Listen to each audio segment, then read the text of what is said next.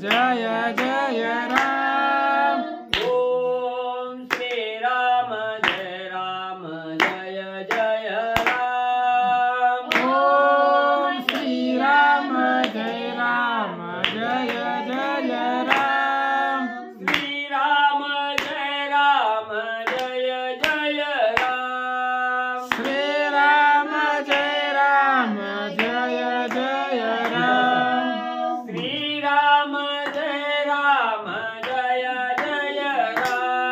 श्री राम जय जय जय राम। ओम श्री राम जय जय राम। ओम श्री राम जय जय जय राम। ओम श्री राम जय जय राम। ओम श्री राम जय जय जय राम। श्री राम जय जय राम। श्री राम जय जय जय राम। श्री राम जय जय राम। श्री राम जय जय राम।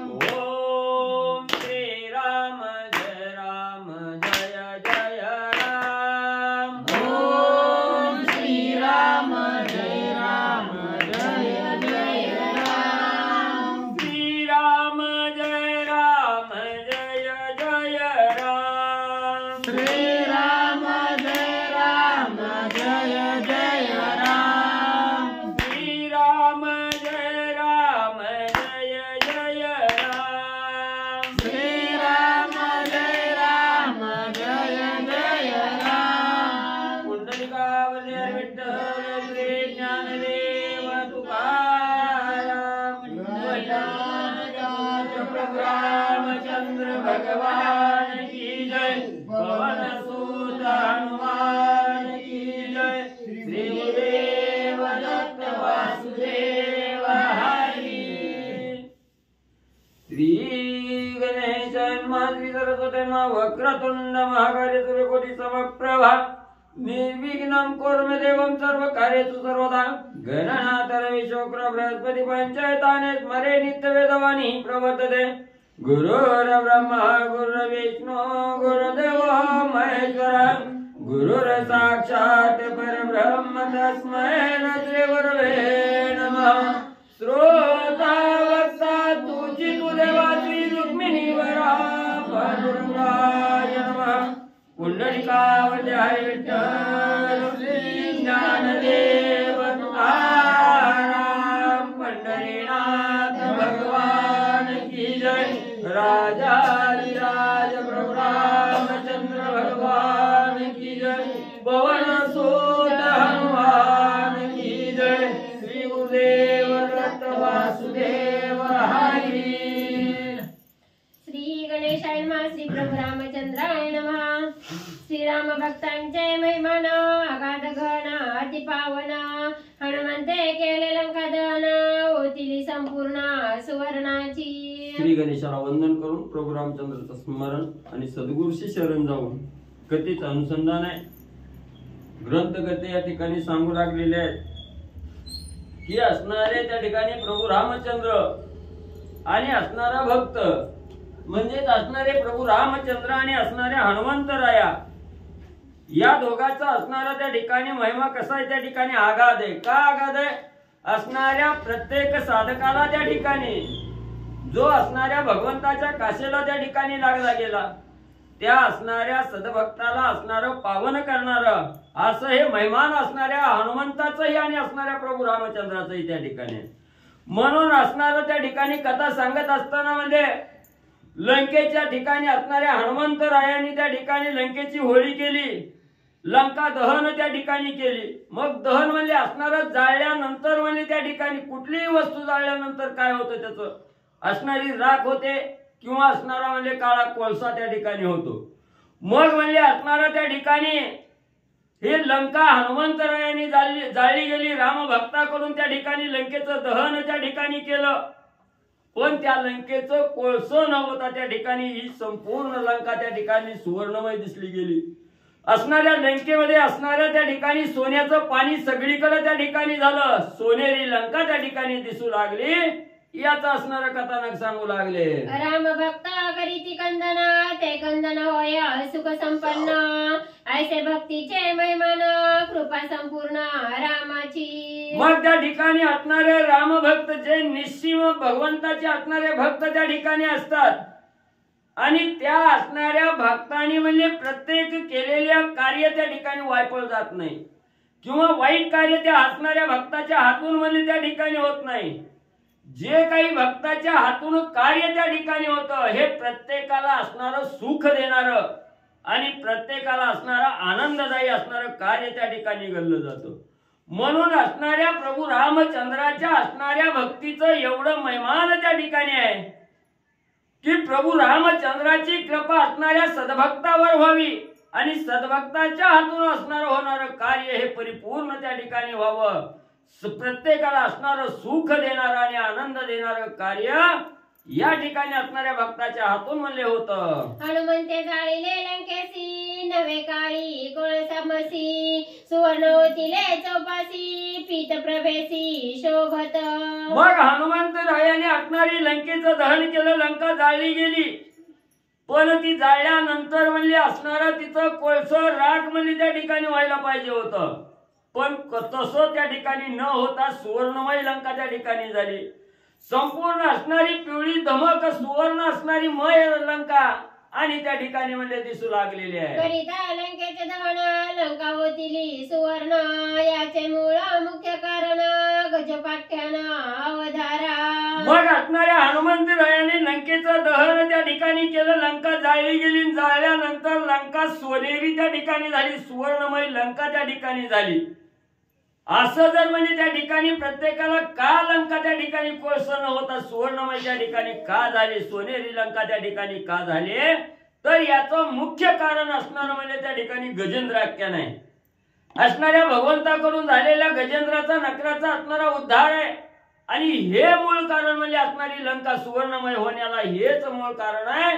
त्याचा असणारा गजेंद्र आख्यान म्हणजे पुढे कथानक सांगू लागले. भगवंताचे कृपाळूपण, नामस्मरणाचे महिमान. गजेंद्राचे उद्धरण, प्रसंगे पूर्ण सुवर्णमय लंका. मग ग्रंथकर्ते त्या ठिकाणी सांगू लागलेले आहेत.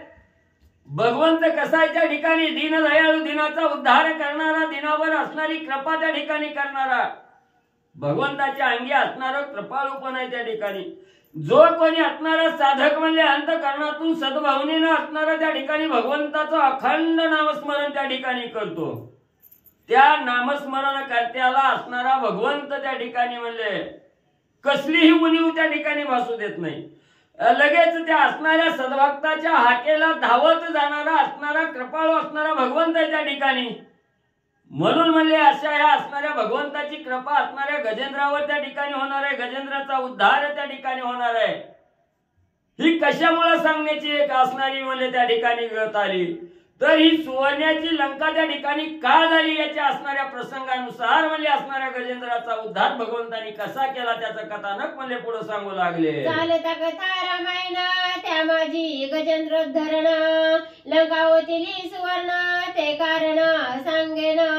मग हे असणार म्हणजे एकनाथ महाराज करत असणार जे भावार्थ रामायण आहे, हे सुंदर असणाऱ्या भक्ताला ह्या भवरूपी सागरातून तारून जात असताना आनंद देणारा, मोक्षाचा मार्ग प्राप्त करून देणारी ही असणारी म्हणजे रामायण कथा आहे. आणि एवढ्या श्रेष्ठ कथेमध्ये असणाऱ्या गजेंद्राचा आख्यान त्या ठिकाणी आलेला, गजेंद्राचा उद्धार भगवंत त्या ठिकाणी करणार आहेत. त्याच वेळेस असणारी लंका ही असणारी सोन्याची त्या ठिकाणी झालेली आहे. हे प्रसंगानुसार असणारी कथा त्या ठिकाणी आलेली आहे. ही सोन्याची लंका का झाली याला अनुसरून जो प्रसंग आहे तो प्रसंग मला पुढे सांगतोय का. जो योगियांचा योगाग्रणी, जो ब्रह्मचर्य शिरोमणी, जो ज्ञानियांचा मुकुटमणी, तो श्री शुकमुनी सांगत. मग ही असणारी कथा म्हणली त्या ठिकाणी कोण सांगतो, असणाऱ्या प्रत्येक योग्याचा असणारा प्राण आहे त्या ठिकाणी. योग असणाऱ्या योग मुनीमध्ये असणारे श्रेष्ठ त्या ठिकाणी ब्रह्मचर्य व्रतामध्ये असणारे श्रेष्ठ शिरोमणी आहे. जे असणाऱ्या ज्ञानामध्ये अतिशय श्रेष्ठ आहे. ज्ञानाचा मुकुटमणी असणारे जे मुनी आहेत त्या ठिकाणी ते शुक मुनी आहेत. आणि हे शुक मुनीच्या असणाऱ्या मुखातून ही गजेंद्राख्यानाची कथा त्या ठिकाणी मला सांगू लागलेली आहे. जो का वैराग्याचा निधी ज्ञान विज्ञानाचा उदधी, जो का सद्बुद्धीची बुद्धी तो शुक त्रिशुद्धी बोलत. मग ज्यांच्याजवळ अखंड वैराग्य आहे, वैराग्याचा असणारा सागर आहे त्या ठिकाणी, किंवा वैराग्य रूपी असणारा धन ज्याच्याजवळ आहे, किंवा म्हणजे असणारा अभ्यासानं जे ज्ञान त्या ठिकाणी प्राप्त होतं, ते ज्ञान आणि असणारा विज्ञानाचा असणारा सागर आहे म्हणजे त्याच्याजवळ, ज्याच्या अंगी असणारी सद्बुद्धी आहे त्या ठिकाणी, ते असणारे आणि असणारे शुकमुनी ही गजेंद्राख्यानाची कथा म्हणजे सांगू लागलेली आहे. जो पांडव कुळी कुळदीपक, कौरव कुळी कुळनायक, श्रोता परीक्षिती चतोदक, श्रवण चातक कथार्थी. मग म्हणजे जो असणाऱ्या पांडव कुळामध्ये असणाऱ्या पांडव कुळाचा असणारा दीपक आहे, किंवा असणाऱ्या म्हणजे त्या ठिकाणी कौरव कुळामध्ये असणाऱ्या कुळाचा श्रेष्ठ नायक आहे त्या ठिकाणी, ज्यानं म्हणजे असणारं पाणीही त्या ठिकाणी वर्ज्य केलं, पाणीही असणारं पिण्याचं त्या ठिकाणी सोडलं गेलं, तोही असणारी कथा ऐकण्यासाठी असणारे म्हणजे असणारे भगवंत म्हणजे त्या ठिकाणी आहेत. त्या परीक्षिती कारण गजेंद्राचे उद्धरण, श्री शुक सांगे आपण वसती स्थान गजांचे. मग ज्यांनी म्हणजे असणारं त्या ठिकाणी पाणी पिणंही त्यागलं गेलं असे असणारे परीक्षित असणारे महाराज आहेत त्या ठिकाणी, त्यांना म्हणजे ही कथा त्या ठिकाणी सांगू लागलेली आहे. शुक मुनी सांगतायत परीक्षित राजा त्या ठिकाणी कथेचं श्रवण त्या ठिकाणी करीत आहेत, आणि ही असणारी गजेंद्राचा उद्धार असणाऱ्या भगवंतांनी त्या ठिकाणी केलेला आहे. ही कथा म्हणजे त्या ठिकाणी असणाऱ्या गजेंद्राचं ठिकाण त्या ठिकाणी कुठं आहे, कुठं असणारा त्या ठिकाणी गजेंद्र राहतो, हे असणारे शुक मुनीच्या मुखातून आणि परीक्षित राजा त्या ठिकाणी म्हणजे श्रवण करू लागलेले आहेत. त्रिकुट नामा गिरीवर योजने आयुध 10 सहस्र, गंडकी पासोनी क्षीरसागर एवढा थोर पर्वत. मग असणारा एक म्हणजे त्या ठिकाणी गंडकी नावाचा पर्वत आहे. गंडकी नदी आहे. मग म्हणजे असणाऱ्या त्रिकुट नावाचा असणारा पर्वत आहे त्या ठिकाणी, आणि गंडकी नावाची असणारी नदी आहे. त्रिकुट नामा गिरीवर योजने आयुध 10 सहस्र, गंडकी पासोनी क्षीरसागर एवढा थोर पर्वत. मग असणारा म्हणजे त्रिकुट नावाचा असणारा पर्वत आहे त्या ठिकाणी 10,000 म्हणजे असणारा त्या ठिकाणी कोस का 10,000 कोस असणारी लांबी म्हणजे त्या असणाऱ्या पर्वताची आहे. आणि तो असणारा म्हणजे क्षीरसागराच्या समुद्रापासून गंडकी पासून म्हणजे त्या गंडकी पासून असणाऱ्या क्षीरसागरापर्यंत म्हणजे त्या ठिकाणी विस्तार आहे. एवढा भला मोठा असणारा त्रिकुट नावाचा पर्वत आहे. जितुका पृथ्वीवरील विस्तार तितुका उंच 10 सहस्र, त्रिकुट नामा त्रिशिखर गिरीवर शोभत. जेवढा असणारा म्हणजे पृथ्वीवर असणारा लांबीला त्या ठिकाणी पसरलेला 10,000 असणारा कोस आहे त्या ठिकाणी, तेवढाच उंचीला म्हणजे त्या ठिकाणी असणारा हा त्रिकुट नावाचा असणारा शिखर आहे त्या ठिकाणी. या पृथ्वी तलावर अतिशय शोभा देणारा शोभायमान असणारा हा त्रिकुट पर्वत आणि त्या ठिकाणी म्हणजे आहे. नाना रत्नांची या खाणी, नाना धातूची आभरणी, निर्मळ जळांची या श्रेणी, सरे पुष्करणी तेने भरती. मग त्या असणाऱ्या पर्वतावर म्हणजे अनेक प्रकारच्या रत्नाच्या खाणी आहेत त्या ठिकाणी, नाना प्रकारचे असणारे धातू आहेत, निर्मळ असणारा त्या ठिकाणी म्हणजे पाणी आहे त्या ठिकाणी, सरोवर आहे, पाण्याची असणारी सरोवर आहेत, असणारा त्या ठिकाणी फुलानं फळानं म्हणजे त्या ठिकाणी लकललेली असणारे वृक्ष त्या ठिकाणी आहेत, असणारे त्या ठिकाणी एवढं सरोवर म्हणजे सुशोभित आणि त्या असणाऱ्या म्हणजे त्रिकुट पर्वतावर आणि म्हणजे आहे. पर्वताच्या निज महिमान नानावर्णी विराजमान, श्वेत श्याम सुवर्ण वर्ण शोभा संपूर्ण गिरीवरा. मग या असणाऱ्या पर्वतावर म्हणजे असणारे नाना प्रकारचे असणाऱ्या त्या ठिकाणी म्हणजे वृक्ष आहेत. काही असणारी पांढऱ्या फुलाची झाडं आहेत, पिवळ्या फुलाची झाडं आहेत. पूर्ण असणाऱ्या पर्वताला सुवर्णमय असणारी शोभा आणि त्या ठिकाणी म्हणजे आहे. वृक्षवल्ली लता द्रुम सिंह व्याघ्रादी पशुप्लवंगम नाना जातीचे विहंगम ऋषी आश्रम सिद्धांचे. मग त्याच असणाऱ्या त्रिकुट पर्वतावर म्हणजे नाना प्रकारचे असणारे वृक्ष आहेत, लता वेली आहेत त्या ठिकाणी.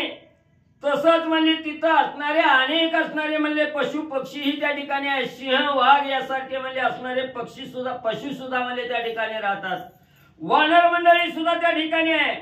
अनेक असणाऱ्या ऋषींचे आश्रमही आणि त्या पर्वतावर वास्तव्याला म्हणजे आहेत. सुवर्ण ताम्र रौप्य खाणी लोहनी पजे लोह पाषाणी नाना धातू प्रवाश्रेणी पर्वतातुनी प्रसवती.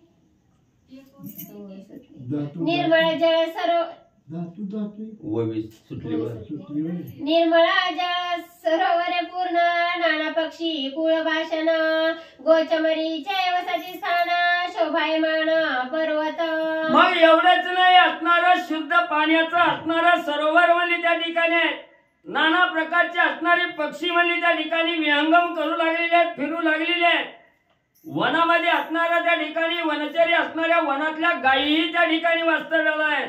अशा प्रकारची सुशोभित शोभा आणि त्या असणाऱ्या त्रिकुट पर्वतावर म्हणजे आहे. सुवर्ण ताम्र रौप्य खाणी लोह निपजे लोह पाषाणी नाना धातू प्रवाह श्रेणी पर्वतातुनी प्रसवती. मग तो असणारा बलाढ्य एवढा असणारा पर्वत आहे. त्याच पर्वतावरून म्हणजे असणाऱ्या त्या ठिकाणी सोन्याच्या खाणी आहेत, तांब्याच्या खाणी आहेत. त्या ठिकाणी अनेक प्रकारचे धातू आहेत आणि त्याचा असणारा म्हणजे त्या ठिकाणी जो असणारा धातूचा प्रवाह आहे, धातूचं जे असणारं पाणी आहे हे त्या असणाऱ्या पर्वतातून म्हणजे बाहेर म्हणजे त्या ठिकाणी प्रवाहत आहे, वाहत म्हणजे त्या ठिकाणी आणि येत आहे. जया पर्वताची दरी जे लागली गंडकी गिरी वने पवने अति साजिरी नाना वृक्षांतरी गंभीर. मग त्या असणाऱ्या पर्वताची दरी आहे म्हणजे त्या ठिकाणी खाली असणारी गंडकी नदी आहे. ह्या गंडकी नदीपर्यंत म्हणजे त्या असणाऱ्या पर्वताचा प्रवाह म्हणजे त्या ठिकाणी वाहत येतो.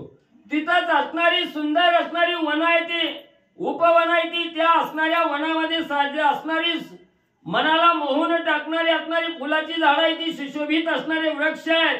नाना प्रकारची असणारी फुलाची झाडं आणि त्या ठिकाणी म्हणजे आहे. जे देखता उपवन विश्रांती ते पावे मन छाया शीतळ सुगंध पवन कोकिळा कुंजन सुखकारी. मग हे वन पाहिल्याबरोबर पाहणाऱ्याच्या असणाऱ्या डोळ्याचं पारणं त्या ठिकाणी पिटत होतं. प्रत्येकाच्या असणाऱ्या अंतःकरणाला म्हणजे त्या ठिकाणी विसावा वाटत होता, आनंद समाधान त्या ठिकाणी वाटत होतं. त्या असणाऱ्या वृक्षाच्या सावलीला त्या ठिकाणी बसलं की मन प्रसन्न त्या ठिकाणी व्हायचं. सगळा असणारा सुगंधी हवाही त्या ठिकाणी प्रत्येकाला त्या ठिकाणी घ्यायला मिळायची. शीतळ छाया आहे. नाना प्रकारचे असणारे पशु पक्षी त्या ठिकाणी असणारे पूजन करू लागलेले आहेत. कोकिळ असणाऱ्या कुहू कुहू त्या ठिकाणी गायन करू लागलेले आहेत. सर्व ऋतूचे काय तन सर्व ऋतूचे फळ पुष्प दान त्यावणी सदा सुख संपन्न क्रीडा स्थान अप्सरा. मग त्या असणाऱ्या वनामध्ये म्हणजे असणार आपल्याकडे असणारे 3 ऋतू आहेत त्या ठिकाणी, उन्हाळा पावसाळा हिवाळा. तसं म्हणजे त्या वनामध्ये गेल्यानंतर सगळे तिन्ही ऋतू म्हणजे एकत्र त्या ठिकाणी नांदता येत की काय. सगळ्या असणाऱ्या म्हणजे आपल्याकडे असणाऱ्या तिन्ही ऋतूमध्ये म्हणजे वेगवेगळी असणारी फुलाची झाडं असतात, पण तिथं म्हणजे तिन्ही ऋतूमध्ये ही एकत्र असणारी ही वेगवेगळी फुलाची झाडं त्या ठिकाणी आहेत. मनाला सुगंध त्या ठिकाणी देणारी आहेत. कस्तुरीवनी अतिशय असणारा श्रेष्ठ सुगंध आणि त्या असणाऱ्या फुलाचा आणि त्या ठिकाणी म्हणजे निघत होता. अमृता परिसा फळे सुस्वाद कस्तुरीवनी सुगंध मलया निळा सुस्वर संबंध क्रीडते आनंदे अप्सरा. मग म्हणजे असणारी अमृत म्हणजे सगळ्यात श्रेष्ठ आहे, पण ह्या अमृतापेक्षा मधुर असणारी फळं आहेत. कस्तुरीचा सुगंध असणारा श्रेष्ठ आहे, पण त्याही पेक्षा असणारा सुगंध त्या ठिकाणी निघू लागलेला आहे. असणारा मलयानीळ नावाचं चंदन आहे त्या ठिकाणी आणि तिथंच म्हणजे असणाऱ्या अप्सरा सुद्धा आणि त्या ठिकाणी क्रीडा करतात. कृष्ण सारूपे कृष्ण भ्रमरा सुमणी प्रवेशवनी सादर आमोद सेविती सुखसारा केवी केशरा कुचुंबे. आणि एवढं म्हणजे त्या ठिकाणी असणारे फुलाची झाडं आहेत. तिथं असणारे म्हणजे त्या ठिकाणी काळे असणारे भुंगे आहेत. हे भुंगे म्हणजे असणाऱ्या फुलावर म्हणजे भ्रमर त्या ठिकाणी करू लागलेले आहेत, फिरू लागलेले आहेत आणि मनसोक्त त्या असणाऱ्या फुलाचा आस्वाद आणि हे भुंगे म्हणजे त्या ठिकाणी घेऊ लागलेले आहेत. वृक्ष शोभती देवतरू पाटली पारिजातक मांदारू संतानादी कल्पतरू वृक्ष विस्तारू चंदनादी. मग असणारे त्या ठिकाणी देवतरू नावाची असणारी झाड आहे ती परिजातक आहे, मंदारू आहे. असणारा म्हणजे त्या ठिकाणी कल्पतरूची ही झाडं आहेत. असणाऱ्या चंदनाचा अनेक प्रकारच्या असणाऱ्या चंदनाची ही झाडं आणि त्या ठिकाणी म्हणजे विस्तारलेले आहेत. चंदन चंपक हरिचंदन च्युतवन अशोकवन खर्जुरीवन तालवन नंदवन सम शोभे. मग त्याचबरोबर असणारी नाना प्रकारची चंदनाची झाडं आहे ती खर्जुरीची आहे, ती केळीची आहे, ती असणाऱ्या आंब्याची ही झाडं त्या ठिकाणी आणि म्हणजे शोभा देऊ लागलेली आहेत. वाचणारी सांगणार आता तर द्या सोडून. वाचणारी सुद्धा वय आता केव्हा वेळेला जर त्याचा विस्तार केव्हा करायचा म्हातारा झाली पांढरी झाली पांढऱ्याची काळी उद्या की हा का थांबलाव. हा चला चला चला वाच एक दुसरं असलं तर बघा. श्री गणेशाय राय केळी सोन केळी मगमगीती कर्पूर कर्दळी गडगडीत नारी केळी शोभावन फळी समवेत. कथेचं अनुसंधान त्रिकुट पर्वत आहे आणि त्या पर्वताचं वर्णन या ठिकाणी सांगतायत. अनेक प्रकारची फुलं झाडं वनस्पती फळं अशा पद्धतीने ते असणाऱ्या पर्वतावरती आहे. मधुवन विमलार्जुन औदुंबर तिगण तमन वृक्ष शोभायमान बिल्ववन साजिरी. आणि त्या असणाऱ्या पर्वतावरती काही उंबराची झाड आहेत, काही त्या ठिकाणी असणारी बेलाची झाड आहेत, मधुवन आहे. अशा पद्धतीची अनेक प्रकारची वन मोठमोठाली झाडांनी फुलांनी फळांनी तो पर्वत शोभिवंत दिसू लागला. द्राक्ष मंडप शोभायमान जांभुळी वृक्ष एक समान यक्षदंड श्वेत कृष्ण रस उलन स्रवत पै. आणि त्याच पर्वतावरती पुन्हा त्या ठिकाणी असणारा द्राक्षांची बाग आहेत, फळ आहेत. द्राक्षाचा मंडप टाकला की काय अशा प्रकारची अद्भुत फळं त्या असणाऱ्या पर्वतावरती आहेत. पुन्हा जांभळाचं झाड आहे, पुन्हा ऊसाचा असणारा रस ऊसाची झाड आहे, ऊस आहेत त्याच्यापासून असणारा रस निघू लागलेला आहे. अशा प्रकारचं वर्णन सांगू लागले. कंटकहीना बदरी रसाळी आवळी वृक्ष राय आवळी फणस मगमगीती फळी मधुक वृक्षातळी फळ शोभा. आणि पुन्हा त्या ठिकाणी असणारी अनेक प्रकारची झाड फळं आहेत. आवळ्याची त्या ठिकाणी असणारी झाड आहेत, फणस आहेत. अत्यंत सुस्वाद असणारा तो फणस मगमगीत सुंदर सुस्वाद अशा प्रकारचा तो फणस आहे. अशा पद्धतीने सांगतात. पिचुमंद सुशीतल सकळ व्याधी निरसी सबळ गुगुळ वृक्ष सवन सरळ वट पिंपळ पलाश. पलाशाचं झाड आहे, वडाचं झाड आहे, पिंपळाचं झाड आहे. हा निंबोणी नारिंगी पोफळी राय निंबोणीच्या हारी विशाळी कपित्थवनाची नवाळी वर्तुळ फळी परिपक्व. आणि असणारी सगळी झाडं काही लिंबाची झाडं आहेत, काही नारंगी पोफळे आहेत, काही त्या ठिकाणी असणारी अनेक प्रकारची झाडं आहेत. अत्यंत वर्तुळाच्या आकाराची ती झाडं पर्वतावरती दिसू लागली. कोरांटे जेवी का कोविदारा वृक्ष वटाऊनी थोर श्वेतपीता पुष्पी सुंदर आणि बीजपूर मातुलुंगे.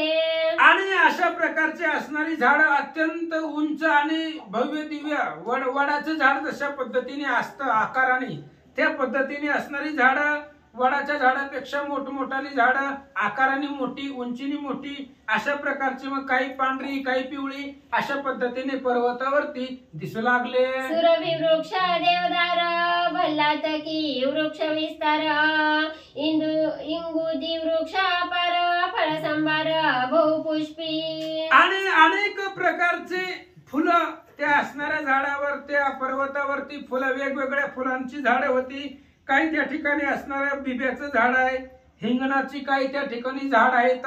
अशा पद्धतीची अनेक झाडं त्या पर्वतावरती दिसू लागले. ऐसी या वृक्षांची जाती असंख्यात नेनो किती तेने शोभा पर्वती ऋषी वसती मुनी सिद्ध. अशा पद्धतीने वृक्षांच्या जाती आहेत, वेगवेगळ्या जातीची झाडं त्या पर्वतावरती आहेत, असंख्यात आहेत, वर्णन करता येत नाही, थोडक्यात सांगितली एवढी आहेत. आणि त्या झाडांमुळं ते पर्वताला अत्यंत शोभा दिसू लागलेली आहे. आणि असं असणारं मनोरम, मनाला प्रसन्न करणारं ते ठिकाण, ते पर्वत, आणि त्या पर्वतामध्ये त्या असणाऱ्या झाडांच्या आश्रयाखाली अनेक प्रकारचे सिद्ध साधक जपी तपी सिद्ध मुनी राहू लागले. त्या गिरिकंदराचे ठाई एका गादा सरोवर पाही तेथीच्या जळा मर्यादा नाही पूर्णत्व ठाई परिपूर्ण. आणि त्याच असणाऱ्या पर्वतावर गिरिकंदर, त्या ठिकाणी त्याच्या जवळ एक भव्य आणि दिव्य आघाद मोठं असणारं एक सरोवर होतं.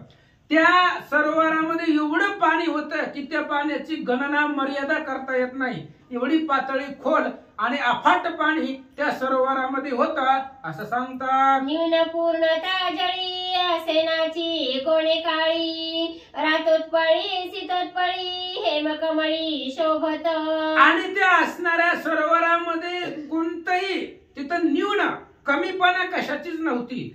त्या सरोवरामध्ये अनेक प्रकारचे सुवासिक कमळे होते, अनेक प्रकारचे असणारे त्या पाण्याचा त्या ठिकाणी पातळी होती, सुगंधित अशा प्रकारची फुलं फळं त्या पाण्यामध्ये होती असं सांगतात. कुमुदे कल्लारे नीलोत्पळे मल्लिका शतपत्रे कुटबळे जळ चांचले चलत कमळे जळ परिमळे स्वादिष्ट. अशा पद्धतीने अनेक प्रकारचं पाणी जे होतं ते पाणी अत्यंत स्वादिष्ट होतं, सुंदर होतं असं सांगतात. समस्त ऋतू एका काळे सुपुष्पित सदा फळे सरोवरीचे निर्जळे क्रीडती सकळे जलचरे. आणि त्या असणाऱ्या सरोवरामध्ये त्या पर्वतावरती गेल्यानंतर सगळे ऋतू एकाच वेळेला आले की काय असा आभास होत होता. एवढं भव्य दिव्य असणारं ते पर्वत होतं.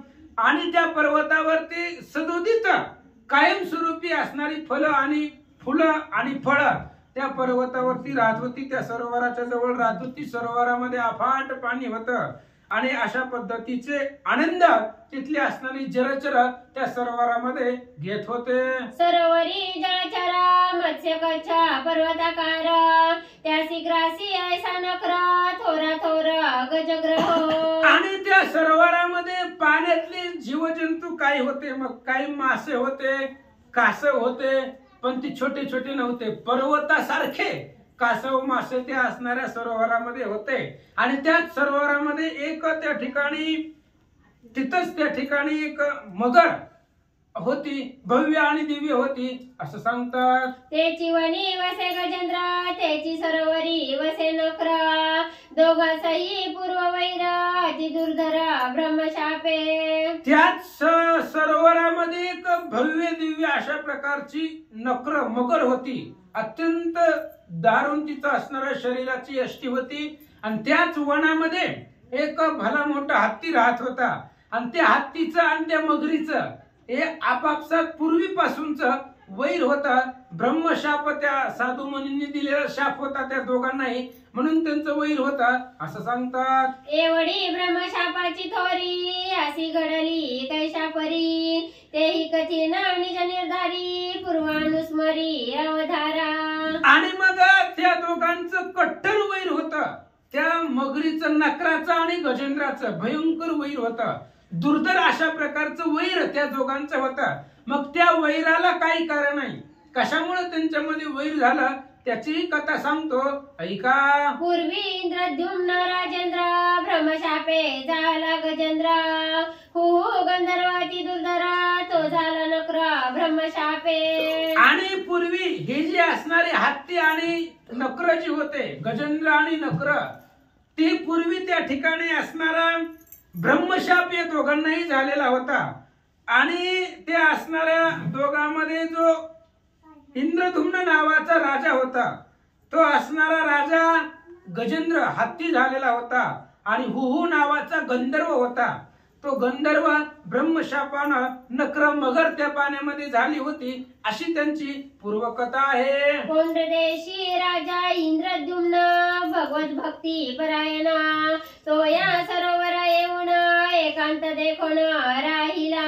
आणि मग जो गजेंद्र त्या वनामध्ये होता, तोच गजेंद्र आधी इंद्रद्युम्न नावाचा राजा होता. मग तो हत्ती कसा झाला, तर झालं असं होतं, पौंड्र देशाचा तो राजा होता. इंद्रद्युम्न त्याचं नाव होतं. अफाट सैन्यदळ संपत्ती, तो राजा संपत्तीवान होता. आणि फिरत फिरत याच वनामध्ये, याच परिसरामध्ये एकांत बघून त्या असणाऱ्या वनामध्ये तिथं तो राजा राहिला. काय झालं, एकांत आणि विश्रांती राव सुखावला चित्ती. ते रावणीने मस्ती व्रत चालवी तपश्चर्या. आणि राजा इंद्रद्युम्न राजा पुढे गेला. एकांत वन होतं आणि अफाट विश्रांती होती. मनाला शांत करणारं, मनोहर प्रसन्न करणारं ते असणारा तिथला परिसर होता. म्हणून राजाला आनंद वाटला. इंद्रद्युम्न राजा आणि तो तिथंच राहिला. मग तिथंच राहून अनेक दिवस राहून आपलं जे काही व्रत आहे, तपश्चर्या आहे, तो तिथं बसूनच त्याचं पालन करू लागला. तोची राजा इंद्रद्युम्न त्रिकाळ करिता संध्या स्नान. केशवळीले जटा ग्रंथन तपस्वी पूर्ण तपसत्व. आणि तो राजा त्याच वनामध्ये राहिला, कारण सुंदर अशा प्रकारचं एकांत वन ते होतं. त्याच्यामुळे इंद्रद्युम्न राजा तिथंच राहिला. तिथंच राहून तिन्ही काळाला सकाळ संध्याकाळ दुपार अशा प्रकारचे आपले त्रिकाळ संध्या स्नान वगैरे करत होता. आपले नियम व्रत तपश्चर्या करत होता. त्याच्यामुळं केस त्याचे वाळून गेलेले होत्या. केसांच्या जटा त्या ठिकाणी वाढलेल्या होता. पूर्ण तपस्वी साधू मुनी असावा तसा तो इंद्रद्युम्न राजा दिसू लागला. तो एकेकाळी इंद्रद्युम्न आराधना काळ लक्षण. ते सरोवर दकी करोणी स्नान घालोणी आसना बैसला. आणि एक दिवस असं झालं, तोच इंद्रद्युम्न नावाचा राजा आपलं त्याच सरोवरामध्ये स्नान केलं आणि आपापली तपश्चर्या व्रत नियम चालवण्यासाठी सरोवराच्या बाहेर आला. एकांत ठिकाणी पाहिला, आसन घातलं आणि बसला. त्याची काळी अगस्ती मुनी आला शिष्यसी परिवारुणी. रायाभ्युत्थाना न करोणी बैसला आसनी ध्यानस्थ. आणि तेच वेळेला तिथं अगस्ती महाराज आले, अगस्ती ऋषी आले. राजा बसला होता, आसन घातलेलं होतं इंद्रद्युम्न राजानं. पण अगस्ती मुनी आल्यानंतर राजानं आपलं आसन सोडलं नाही. जो साधू मुनी आलेला आहे त्यांना नमस्कार केला नाही, उठून उभा राहिला नाही, काय सुद्धा नाही. आपलं आसन अचळ ठेवलं, राहिलं, तसाच बसला. त्यावेळेस काय झालं, ऋषी येता देखोणी रावे सांडीला उपेक्षोणी. नाही न म्हणा ना अभ्युत्थानी बैसला ध्यानी ध्यानस्थ. आणि ऋषी येत असताना पाहिलं, त्यानं बघितलं नाही असं नाही. इंद्रद्युम्न राजानं पाहिलं होतं की साधू मुनी अगस्ती महाराज येत असताना त्यानं बघितलं, पण काहीच प्रतिक्रिया नाही. साधू संत आलेला आहे, आपल्या इथं आले, आपण जिथं राहतो तिथं आले, त्यांचं दर्शन, त्यांना नमस्कार, लोटांगण, बसा, राम राम असलं काही सुद्धा नाही. काहीच केलं नाही त्या राजानं. आपलं जे ऋषी येता देखोणी रावे सांडीला उपेक्षोणी. नाही न म्हणा ना अभ्युत्थानी बैसला ध्यानी ध्यानस्थ. आणि ऋषीला येत असताना पाहिलं, अगस्ती ऋषीनं येताना पाहिलं त्या राजानं.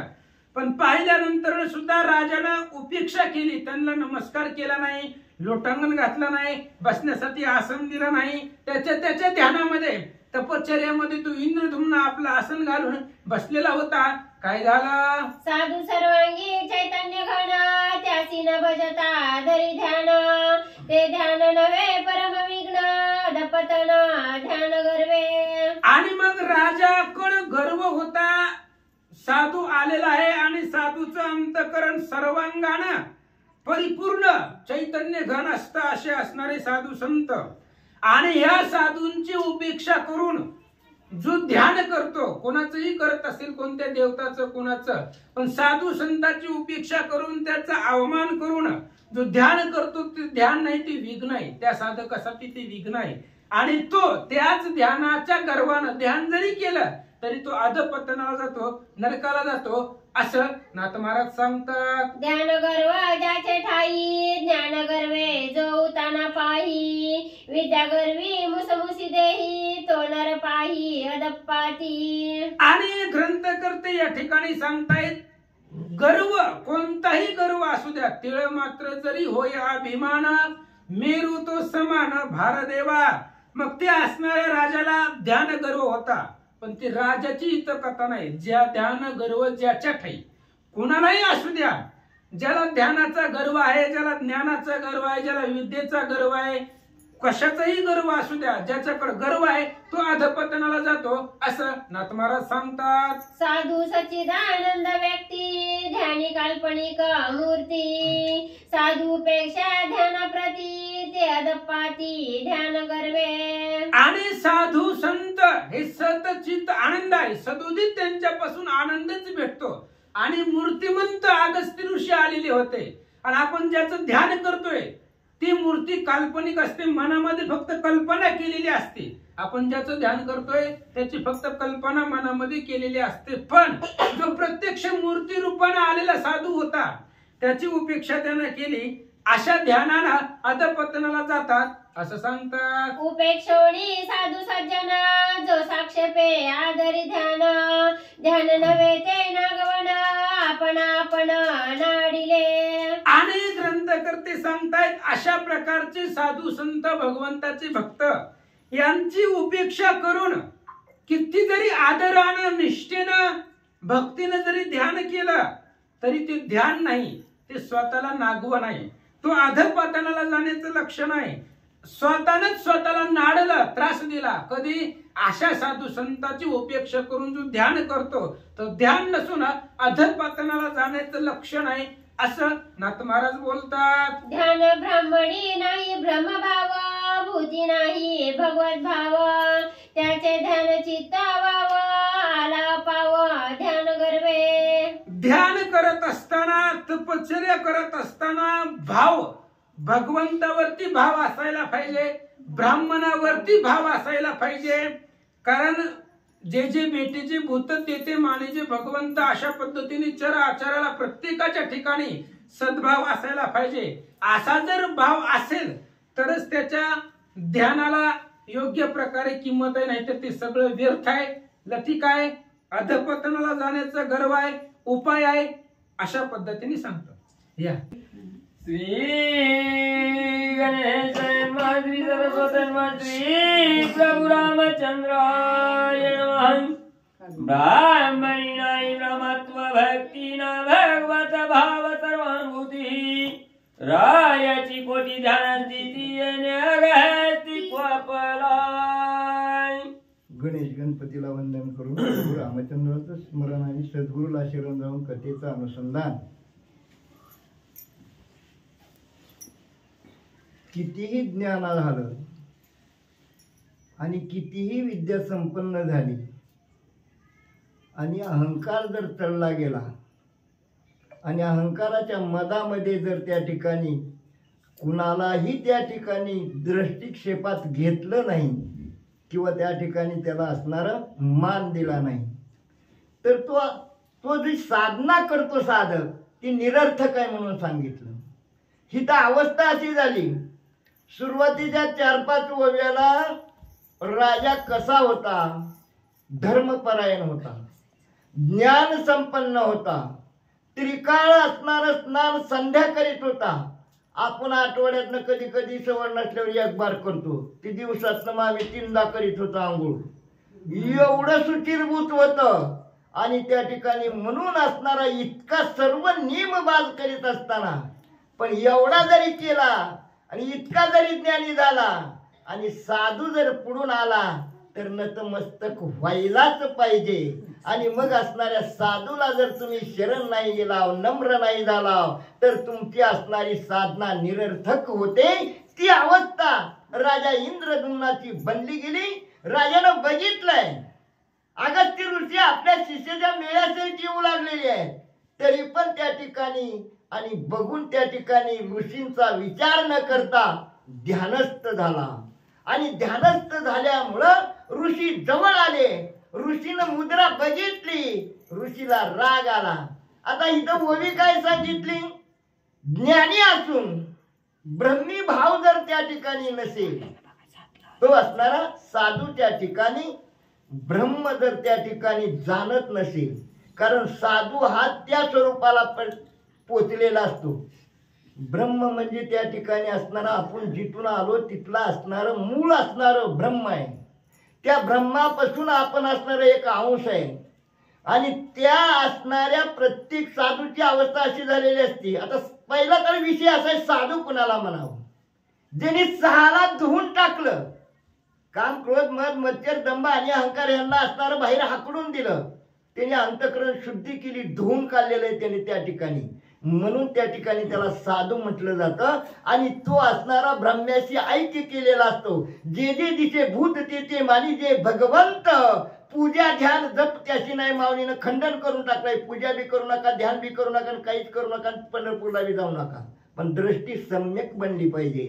म्हणून साधूची वृत्ती तशी बनलेली आहे. अशा साधूला जर तुम्ही नम्र नाही झाला, तर त्या ठिकाणी असणारा तुम्हाला असणार तो इतकी बी साधना केली तरी तुम्हाला नरकाला जावं लागतं. ही अवस्था त्या ठिकाणी. आणि भगवत भाव प्रत्येक भूतामध्ये, भूत म्हणजे जेवढे जीव मात्र आहे त्या असणाऱ्या प्रत्येक जीव मात्रामध्ये भगवंताला बघावं असा असणारा भाव ज्याच्या ठिकाणी ते ज्ञान जे असणार आणि मग संपन्न झाला तरच तो त्या ठिकाणी.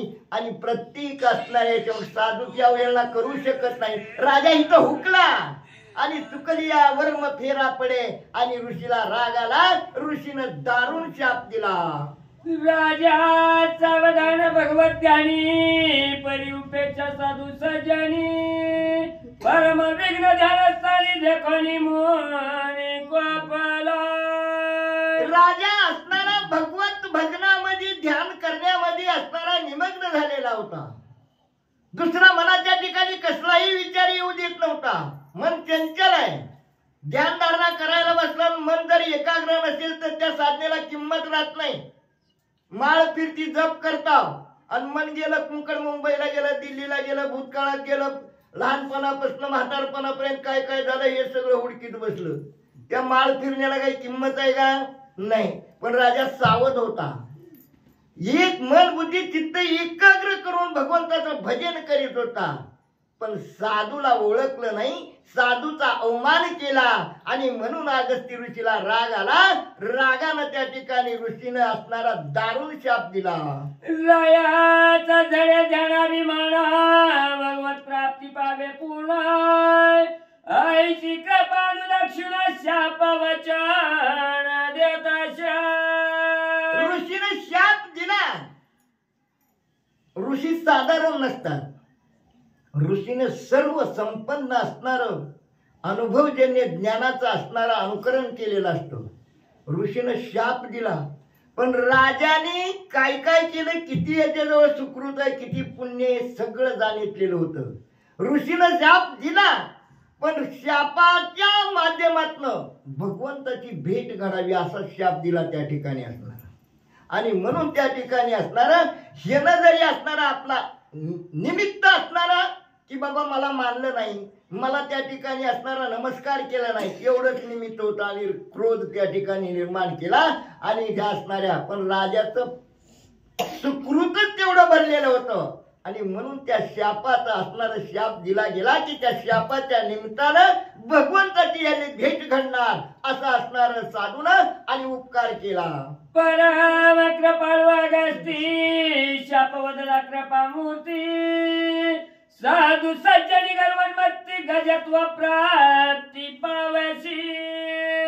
परम कृपाळू माऊलीने अर्ध्या तुकड्यात काय बोलतात आणि अर्ध्या तुकड्यात काय बोलतात.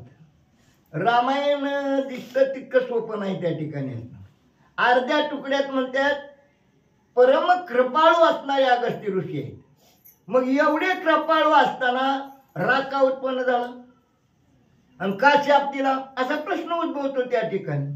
आणि एवढं असणारं कृपाळू असणारं दयाळू असणारा दयाळू माणसाला कृपाळू माणसाला राग कधी उद्भवत नाही त्या ठिकाणी.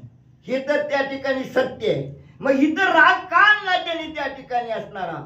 पण एवढं असणारा सुकृत असताना एवढी निष्ठा असताना भगवत भजनामध्ये तू असणारा साधू सज्जनाचा अवमान केला, हेळना केली, ते निमित्त धरून त्या ठिकाणी असणारा थोडं दारुण असणारा उन्मत्त झालेला ज्ञानामध्ये आणि म्हणून त्या असणारा तू उन्मत्त असणारा हत्ती होतील असा शाप दिला गेला. साधू सज्जनी गर्वन मत्ता तू होशी गजावून मत्ता आईच्या अगस्ती जबाबाचा गजत्व प्राप्त रायासी तात्काळ लगी. कारण असणारा त्यांच्यामध्ये पावरच असते त्या ठिकाणी असणारा. साधू किंवा संत असणारे त्या ठिकाणी भगवंताचे एकरूप झालेले असतात. म्हणून त्यांच्या शब्दामध्ये एवढी ताकद असती. जसं भगवंताने नुसता शब्द टाकल्याबरोबर त्या ठिकाणी असणारा सूर्य सुद्धा थांबला जातो, वायू सुद्धा थांबला जातो. असणारी तीच स्थिती यांची प्राप्त होते. आणि म्हणून ऋषीनं असणारा शब्द असणारा असा दारुण शाप दिला की साधू सज्जनाच्या विषयी तू उन्मत्त झाला आणि म्हणून तू उन्मत्त असा असणारा हत्ती होशील म्हणल्या बरोबर.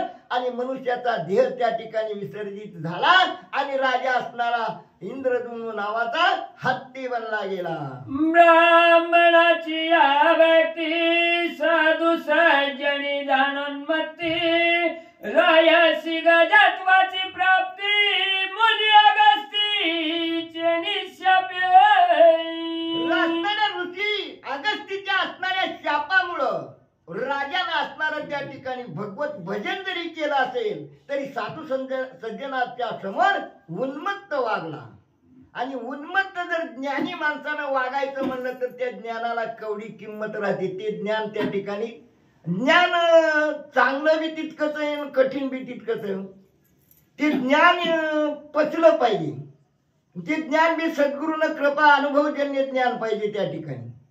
नाहीतर पुस्तकी ज्ञानाचा उपयोग नाही किंवा पोपटपंची ज्ञानाचा उपयोग नाही. नम्र झाला भूतातेने कुंडिली अनंता म्हणायचा इथं बसून पाठावर, पण आचरण कुठे त्या ठिकाणी. मग नागमावडी शांती ब्रह्म आहे, पण शांती ब्रह्म असताना सुद्धा लेखणीतनं मात्र झाड करणं जोड्याशिवाय उभाच केलं नाही. मग एका ठिकाणी आम्हाला बी त्यांनी तेढ तडाखा दिलेला आहे.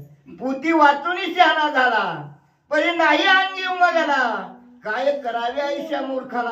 मूर्ख म्हटलंय मूर्ख. आणि हे आमच्यासारखं काय होतंय थोडंफार त्या ठिकाणी अवगत झालं त्याला वाटतं माझ्यासारखं कोणच नाही. हित्तच आडकाठी बसतील, हित्तच त्या ठिकाणी महागारी फिरते. हे साधना आहे तेव्हा, हे साधना आहे ते त्या ठिकाणी असणार आहे. तुम्ही म्हणू नका मी भक्त आहे. अहो भक्ताची व्याख्या लय मोठी त्या ठिकाणी वेगळी आहे. भक्त ऐसे जाणा जे देही उदास गेले अशा पासणीवर विषय तो त्यांचा झाला नारायण. आपला विषय नारायण आहे. अहो तिकडे टीव्ही लागली ती मालिकेचं जरी वेळ लागला तर कसलं रामायण कुठलं काय मालिका बघितल्याशिवाय उठतच नाही. एवढी डोळ्याची तृप्ती त्या मालिकेत अडकलेली असते. एका एका इंद्रियाला एक लाचावले मन लागलीशे गोडी ते जीवेन सोडी आईशी झाली. या साधूने सगळी इंद्रिय असणारी अंतर्मुख केलेली असते. ती सगळ्या इंद्रियाला भगवंताचं रामाचं चिंतनाचं त्या ठिकाणी जे त्याचं कार्य त्या ठिकाणी करायला लावले असतं. त्यावेळेस ते असणारे हे असणारा देह जावं अथवा राहो पांडुरंगी दृढ भाऊ ही असणारी अवस्था झालेली होती. आपल्याला एक पायरी अजून वलांडला आलेली नाही. आपल्याला अनेक पायऱ्या वलांडून त्या ठिकाणी तिथं जायचंय. तिथं असणारं सांगितलं की ज्ञान संपादन करून जर तू उन्मत्त झाला असेल तर हत्तीच्या राजासारखी अवस्था तुला भोगावी लागेल. ब्राह्मण शापती दुर्धराय त्याची बनी तो राजेंद्राय झाला उन्मत्त गजेंद्र बलात्कारी महाबळी. महान बनवणार ब्राह्मणाचा शाप साधा आहे का त्या ठिकाणी असणारा. आता तुम्ही म्हणताल ब्राह्मणाचा शाप म्हणजे ब्राह्मण म्हणजे ब्राह्मणामध्ये फरक आहे. वर्ण ब्राह्मण नव्हे, ब्रह्म जाणे तो ब्राह्मण. जो ब्रह्म्याला जाणतो अहम ब्रह्मास्मी, मी बी ब्रह्मच आहे. आणि सर्व विश्व भरून उरलेला असा जो मूळ असणारा ब्रह्म आहे, भगवंत आहे. आणि त्या भगवंताला म्हणजे त्या ब्रह्म्याला जाणणारा ब्रह्म जाणे तो ब्राह्मण, त्या ब्राह्मणाला जर त्या ठिकाणी असणारा त्या ब्राह्मणाचा शाप दारुण आहे म्हणून सांगितलं नाथमाऊली वर्णन कर. दारुण म्हणजे तत्काळ शाप दिल्याबरोबर असणारा उन्मत्त असणारा त्या ठिकाणी असणारा राजा हत्ती बनला गेला. ऐशी इंद्रधुनाची गती गंधर्वयाची रीती ब्रह्मशापाची प्राप्ती नक्रत्व स्थिती पावला. ही झाली इंद्रधुम्न राजाची असणारी अवस्था प्राप्त झालेली होती. आता ही असणारी कथा कोण सांगताय आणि ऐकत आहे कोण? सुरुवातीलाच निघालंय. उत्तर देतो काय तुम्ही असणारी मोहितेबाई? शिवमुनी परीक्षा. अरे तुला कोणी सांगितलं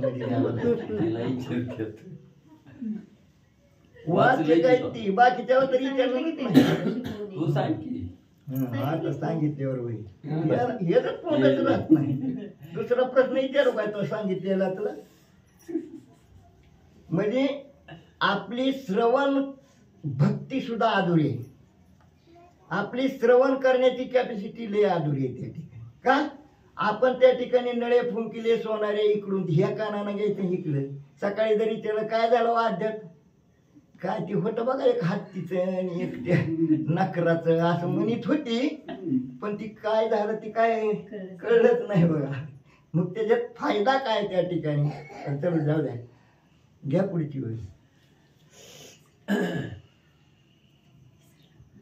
ऐशी इंद्रधुम्नाची गती गंधर्वयाची रीती ब्रह्मशापाची प्राप्ती नक्रत्व स्थिती पावला. राजा इंद्रधुम्नाची एवढा साधनायुक्त ज्ञानी असताना सुद्धा त्याची गती एक वर्म चुकला की त्या ठिकाणी असणार आणि त्या ठिकाणी भोगावं लागतं ती असणारी अवस्था प्राप्त होती. हत्ती बनला गेला. त्याच रीतीनं हुहू नावाचा गंधर्वाला बी असणारा ब्राह्मणाचा शाप मिळाला आणि ब्राह्मणाचा शाप त्याला मिळाल्यामुळं तो बी असणारा नक्र झाला गेला.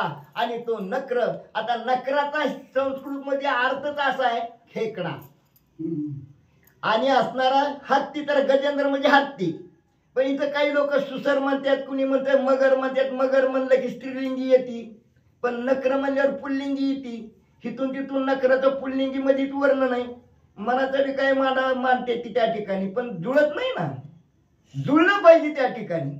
मग त्या नकराचा त्या ठिकाणी तो बनला गेला नक्र. आणि नक्र मग त्या ठिकाणी तो गंधर्व असताना सुद्धा त्या ठिकाणी शरीर सोडावं लागलं आणि तो त्या असणारा या असणाऱ्या योनीमध्ये तो जन्म पावला आणि नक्र होऊन बसला. त्याची सरोवरी मध्यान काळी देव ऋषी करिता अंघोळी गंधर्व त्याची काळी करिजळ केली स्त्रियांयुक्त. आणि त्याच असणाऱ्या आता या गंधर्वाला शाप कशामुळे मिळाला? कारण त्या तळ्यामध्ये देव ऋषी असणार आणि आंघोळ करण्यासाठी येत होते. आणि त्या आंघोळ माध्यमिकेच्या वेळेला त्या ठिकाणी असणाऱ्या आंघोळीला उतरताना आंघोळ करीत असताना हा गंधर्व त्या वेळेस असणारा काय झालं तुकडा मला कळलं. जळकेळी जल क्रीडा, जल क्रीडा म्हणा की हित आहे तसं जळकेळी तिथं असलं तरी आपण सुधरून घ्यायचं. छापण्यात ही झालेलं असतं. जळ केळी कशी म्हणलं, केळ कशी काय उघडी पिटाळ्यात सांगणाऱ्याला काय सांगावं. 10-12 रामायण आम्ही केळी म्हणलं ती केळीचा. आता मी मला जल क्रीडा म्हणलो असतो तो पुन्हा तुम्ही म्हणला कसं कसं म्हणतोय संदर्भ लागतंय ती घ्या तीच वगैरे ती शब्द छापण्यात. देची सरवरी मध्यान काळी देव ऋषी करिता अंघोळी गंधर्व त्याची काळी कलिजल क्रीडा स्त्रियांयुक्त. देव आंघोळीला आले, देव ऋषी आंघोळीला आले त्यावेळेस. त्याच वेळेला असणारा आपल्या स्त्रियासहित आपल्या पत्न्यासहित नावाचा गंधर्व आणि तिथं जल क्रीडा करण्यासाठी म्हणजे पाहुण्यासाठी त्या तळ्यामध्ये उतरला गेला. देव ऋषी जळातोय उभ सूर्य सुक्त जपतोय गंधर्व दरी गुप्त एवढी दरी ऋषी पाय. देव ऋषी असणारे आंघोळ करायला उतरले आणि आंघोळ करीत असताना सूर्याला अर्घदान देऊ लागले. सूर्याला अर्घदान देत असताना सूर्याचा मंत्र त्या ठिकाणी देव ऋषी जपत असताना तेवढ्या वेळामध्ये हा हुहू नावाचा गंधर्व खालून आला आणि ऋषीच्या पायाला त्या ठिकाणी त्यानं पकडलं गेलं, धरलं गेलं. ग्रह जैसा उदकी यवनी झोंबे एकाएकी तैसाची गंधर्व विवेकी झोंबला तवकी ऋषी पाय. ऋषीच्या पायाला अचानक, आता ऋषीला काय माहिती, ऋषीचं ते ध्यान सूर्यनारायणाकडे लागलेलं होतं आणि सूर्यनारायणाला अर्घ देत असताना मंत्र त्या ठिकाणी चालू असताना एकाएकी जसं पाण्यात आपण गेल्याबरोबर एखाद्या असणाऱ्या जलचराला येऊन आपल्या पायाला झोंबावं धरावं तसा हा हुहू गावाचा गंधर्व उन्मत्त झालेला त्या असणाऱ्या जलचरासारखा खालून आला आणि ऋषीच्या पायाला ओढलं. पाया झोंबता सत्वराय कोपणी शापी ऋषीश्वराय गुप्त रूपे जलचर होशी नक्र गजग्र होय. ऋषीच्या पायाला गंधर्वानं खालून येऊन धरलं. धरल्याबरोबर ऋषीला राग आला आणि ऋषीनं त्या ठिकाणी असणार म्हणजे गुपचूप येऊन त्या ठिकाणी असणार माझ्या पायाला तू धरतो का, ओढतो का, तर तू असणारा याच पाण्यामध्ये आणि तू जलचर होऊन त्या ठिकाणी राहशील असा दारुण शाप दिला गेला.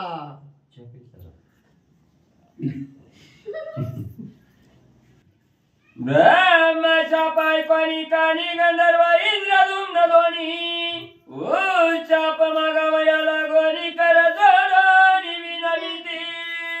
शाप मिळाल्या बरोबर असणारा इंद्रदुम्न असणार त्या हुहू नावाचा गंधर्व आणि इंद्रदुम्न राजा त्या ठिकाणी दोघांनाही शाप दिल्याबरोबर त्यांचं असणार बुद्धी जाग्यावर आली आणि मग त्या ठिकाणी असणार ते घाबरले आणि दोघे बी उशाप मागण्यासाठी असणाऱ्या ऋषीजवळ ऋषीला काय विनंती करू लागले.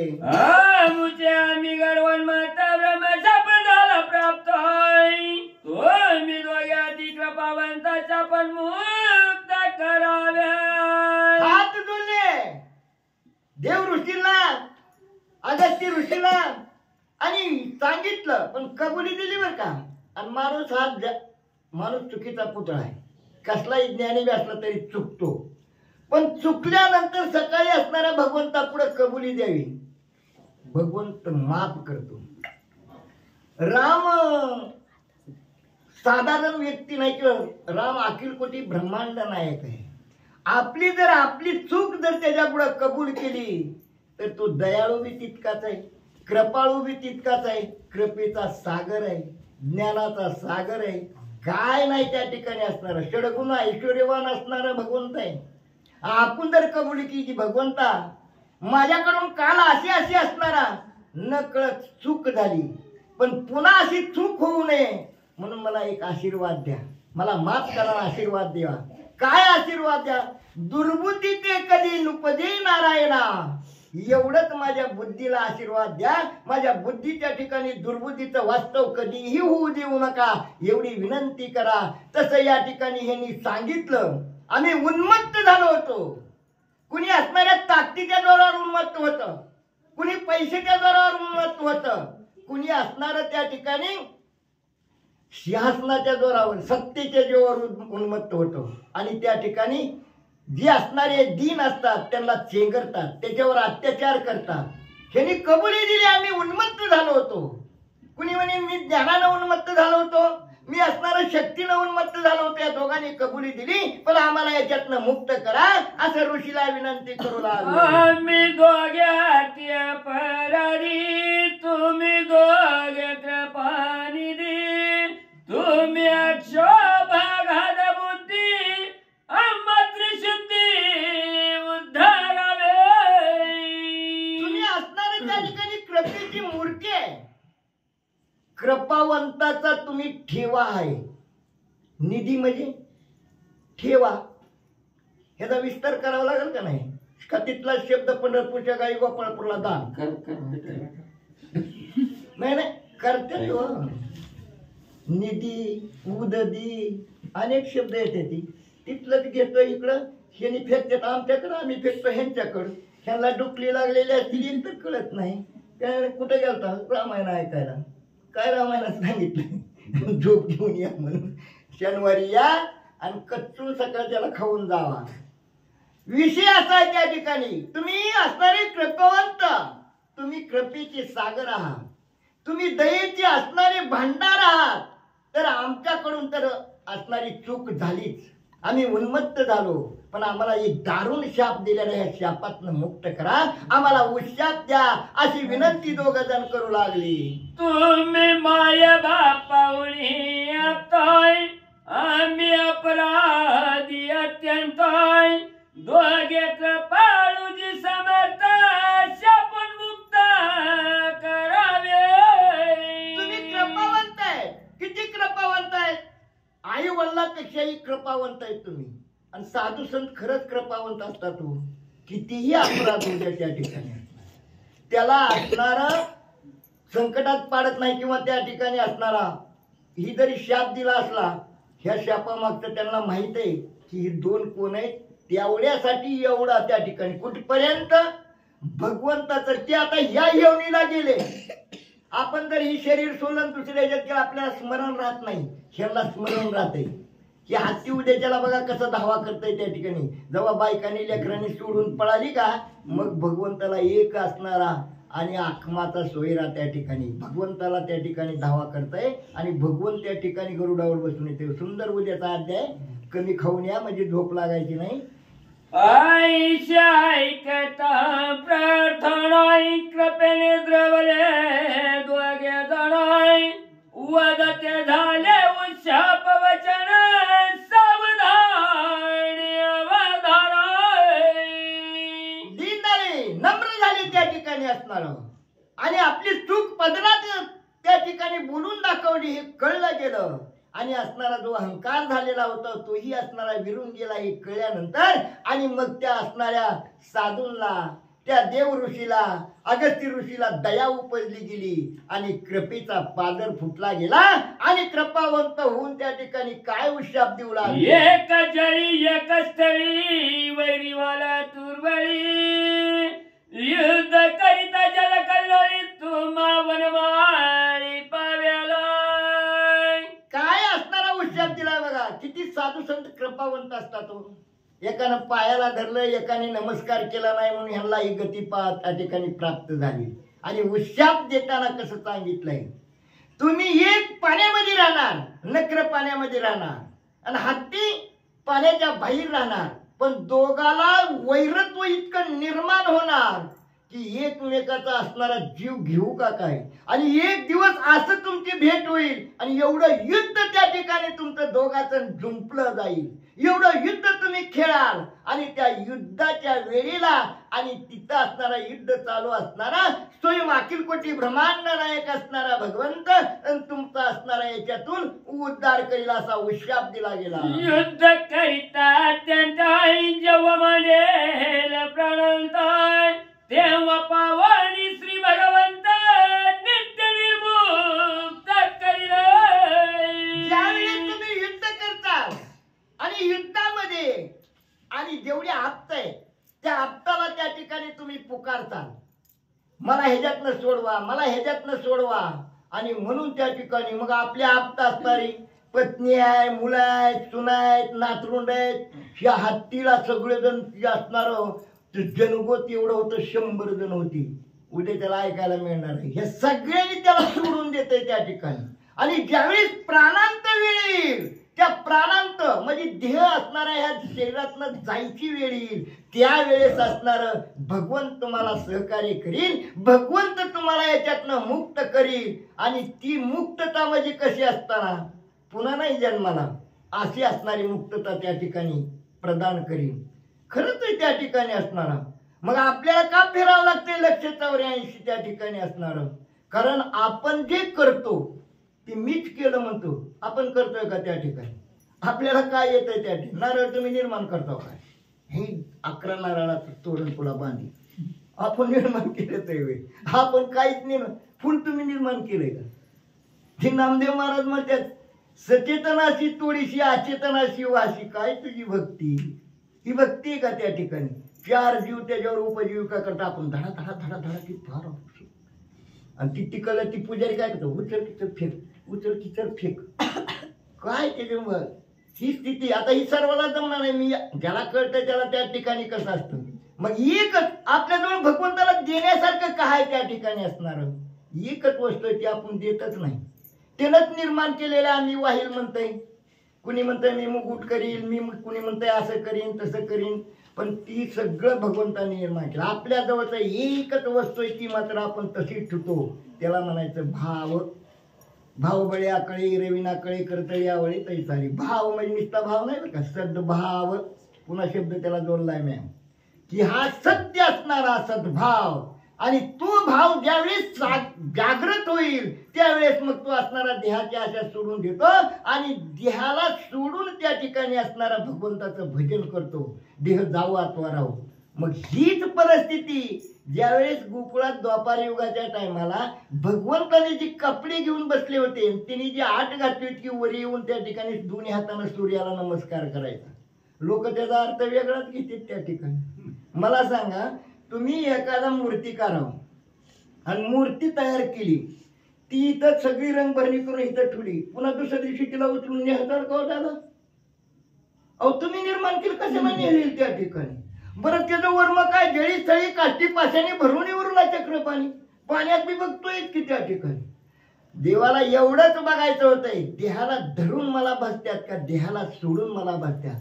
देहाला धरून जर भजत असतील तर पाण्याच्या वर येणार नाही, आणि देहाला सोडून जर भजत असतील तर मगाशी सांगितलं देह जाऊ अथवा राहू. मी असणार उघडा आहे का कपड्यात आहे याचे भान राहत नाही त्या ठिकाणी असणार. म्हणून देही उदास झालेला साधक जो असतो आणि ती गोपीनं करून दाखवलं, वरी आले आणि स्वच्छ मनानं सूर्याला नमस्कार घातला, त्यावेळेस भगवंतांनी अशी भक्ती गोपीसारखी जो साधक त्याच्यामध्ये उतरला आणि तसं असणारी अवस्था त्याला त्या ठिकाणी मग मुक्त त्या ठिकाणी असणारा. पुन्हा जन्मायचं आपली ओळी कुठं त्या जागेवर येते. जन्मायचं नाही मरायचं नाही त्या ठिकाणी असणार. आपल्याला जन्म मरण नाही त्या ठिकाणी. मीच आणि मी म्हणलं की नाही, पण ही आपण मी नाही त्या ठिकाणी. हे साधक काय करतात? जी जी कर्म केलंय ती कृष्णार्पण करतात. जी काय असेल ती त्या ठिकाणी ब्रह्मार्पण, रामार्पण, कृष्णार्पण आपण करीत नाही त्या ठिकाणी. ही जेवताना सुद्धा उद्या त्याला ऐकायला मिळेल बघा त्या ठिकाणी.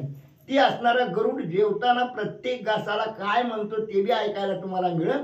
सुंदर अध्याय त्या ठिकाणी. आपण तसं करीत नाही. आपण स्वतःला म्हणतो की मी हे केलं, मी केलं, आणि आपण कुठं अडकलो माहितीये का? त्यावेळी मी, मज आणि माझे 3 शब्दात त्या ठिकाणी.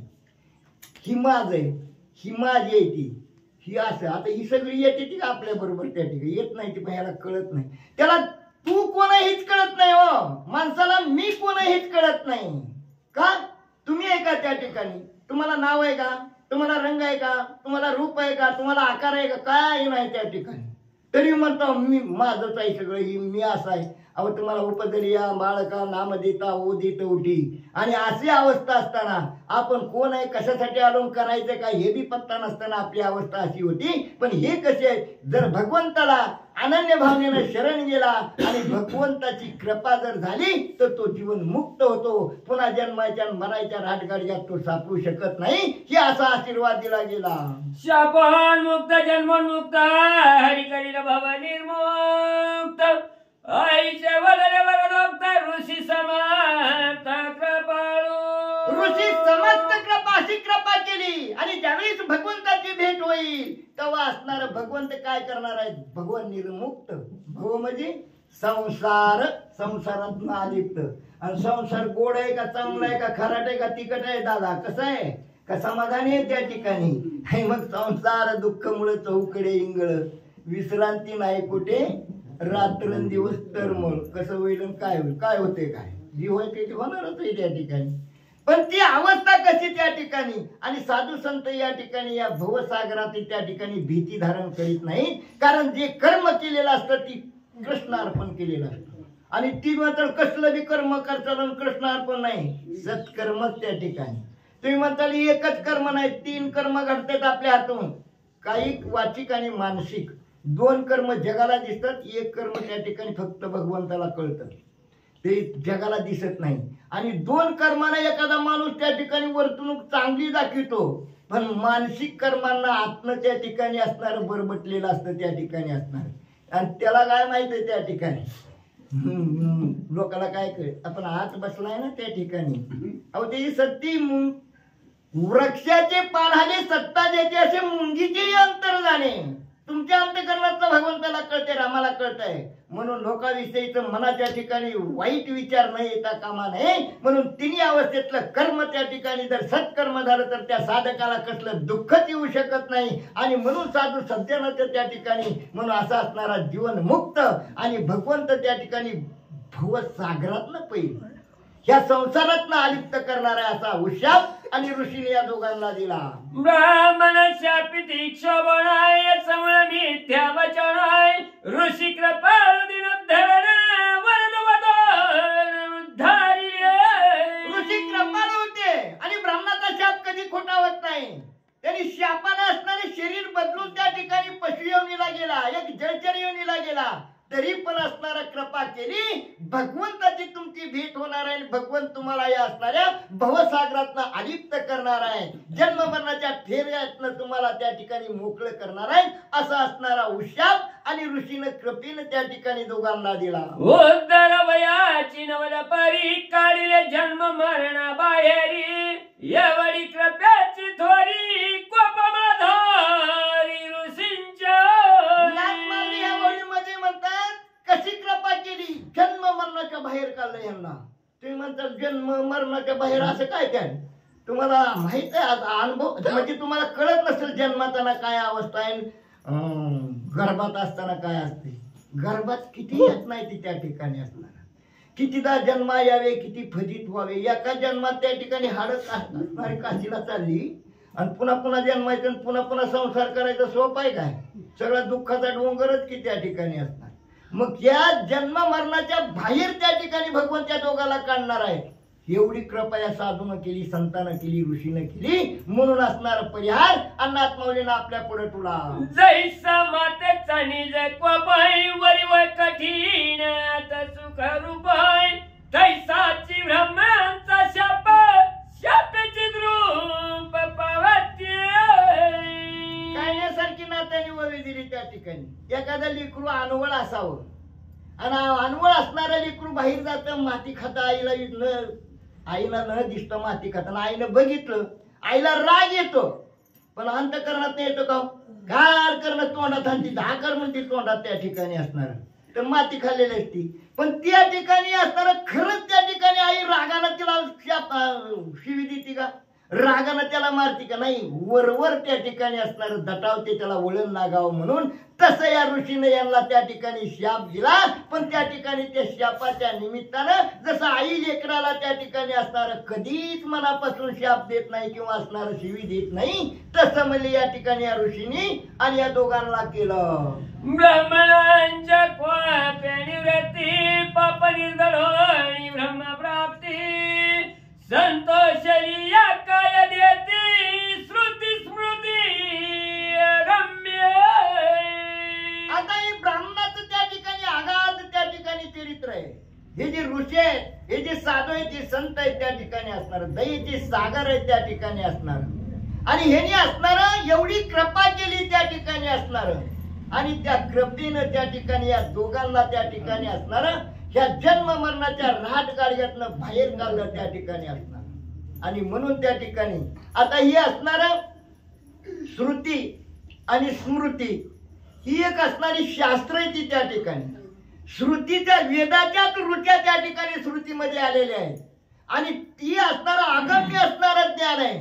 ते ज्ञान या असणाऱ्या साधू संताला त्या ठिकाणी अवगत असतं. आणि म्हणून त्या ज्ञानी माणूस कधीच कुणाचं वाटोळं करीत नाही.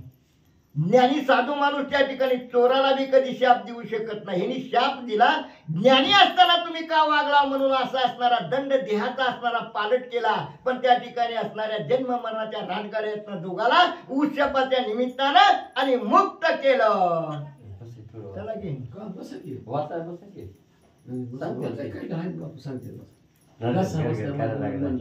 बस बाबा. अरे हो बसा वाचा. हा बस सगळा श्री गणेशाय नमः, श्री सरस्वते नमः, प्रभु श्री रामचंद्राय नमः.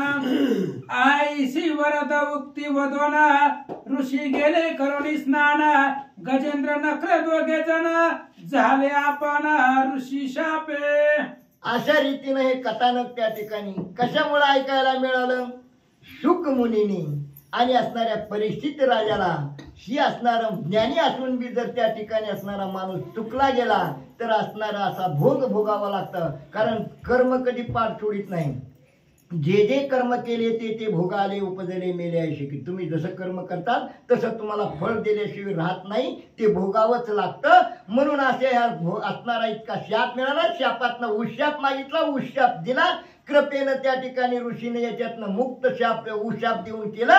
आणि ऋषीने बी अगस्ती ऋषीने आपल्या शिष्यासही देव ऋषीने बी त्या ठिकाणी दोघांनी आंघोळ्या केल्या आणि असणाऱ्या या दोघांना त्या ठिकाणी असणारं शापातनं मुक्त करून शाप देऊन आपल्या आश्रमाकडे निघून गेले. राजा गजेंद्र वनस्थळे, गंधर्व नक्र झाला जळी, दोघे जण आतुर बळी, जळी स्थळे विचारत. दोघही त्या ठिकाणी लगेच तत्काळ उशीरच नाही. त्या ठिकाणी राजा असणारा, उन्मत्त असणारा, बलशाली हत्ती बनला गेला.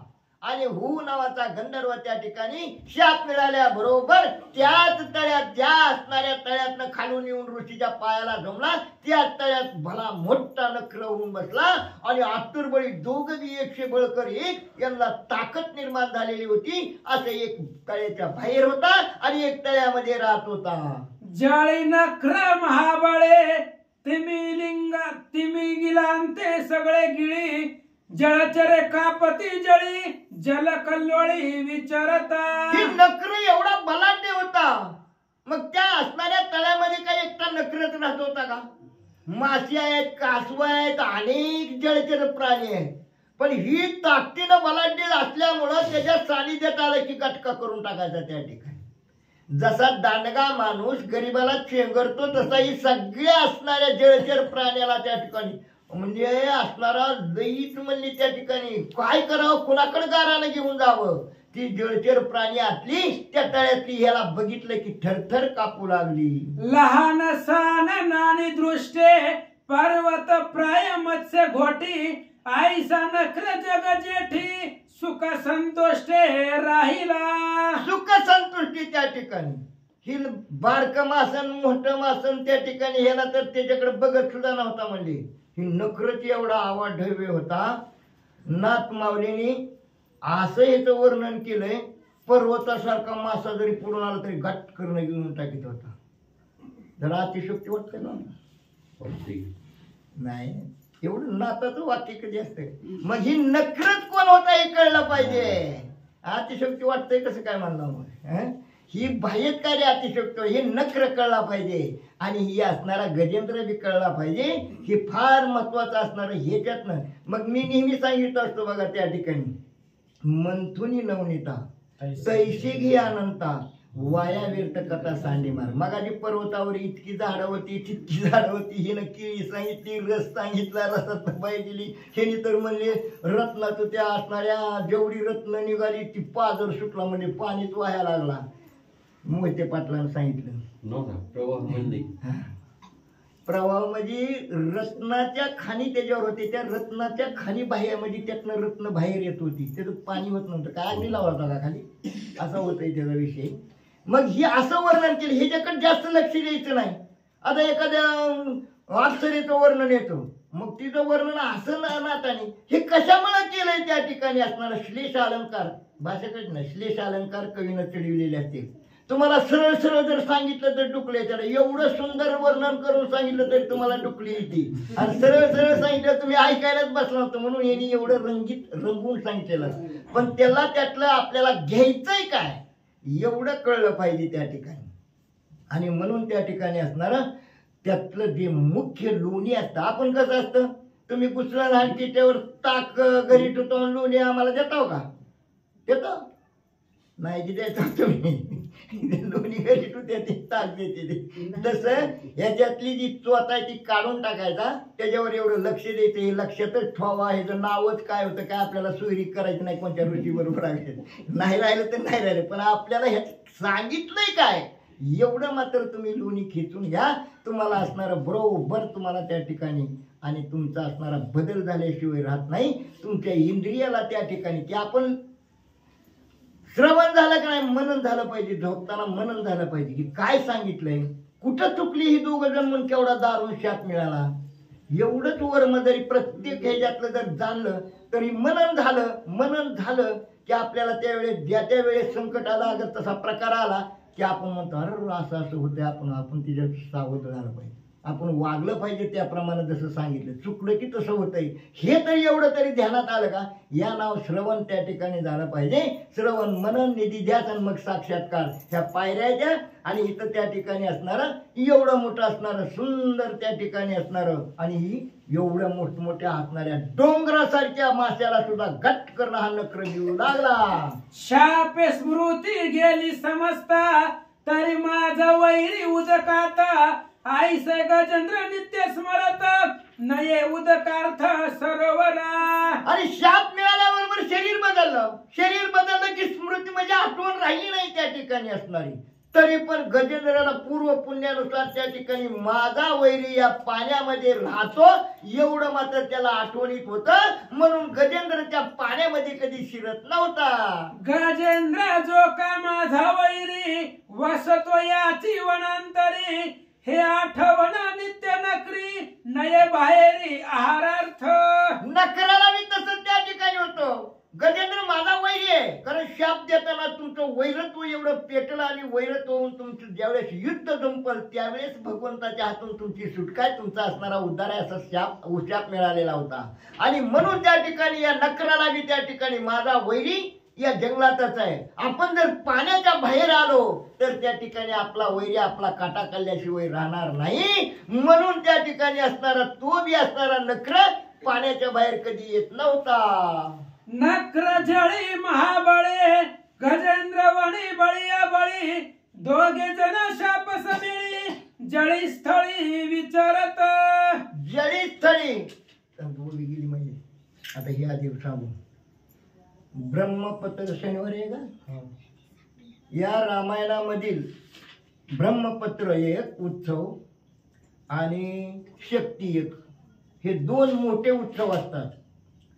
ही कार्यक्रम संध्याकाळी 6 वाजल्यापासून सकाळी 7 वाजेपर्यंत राबवला जातो. आणि याच्यात गडगंज ज्ञान संपादन 7, ह्याच्यात 8 आहेत, शक्तीत 7 अध्याय अशी रचना केलेली असती.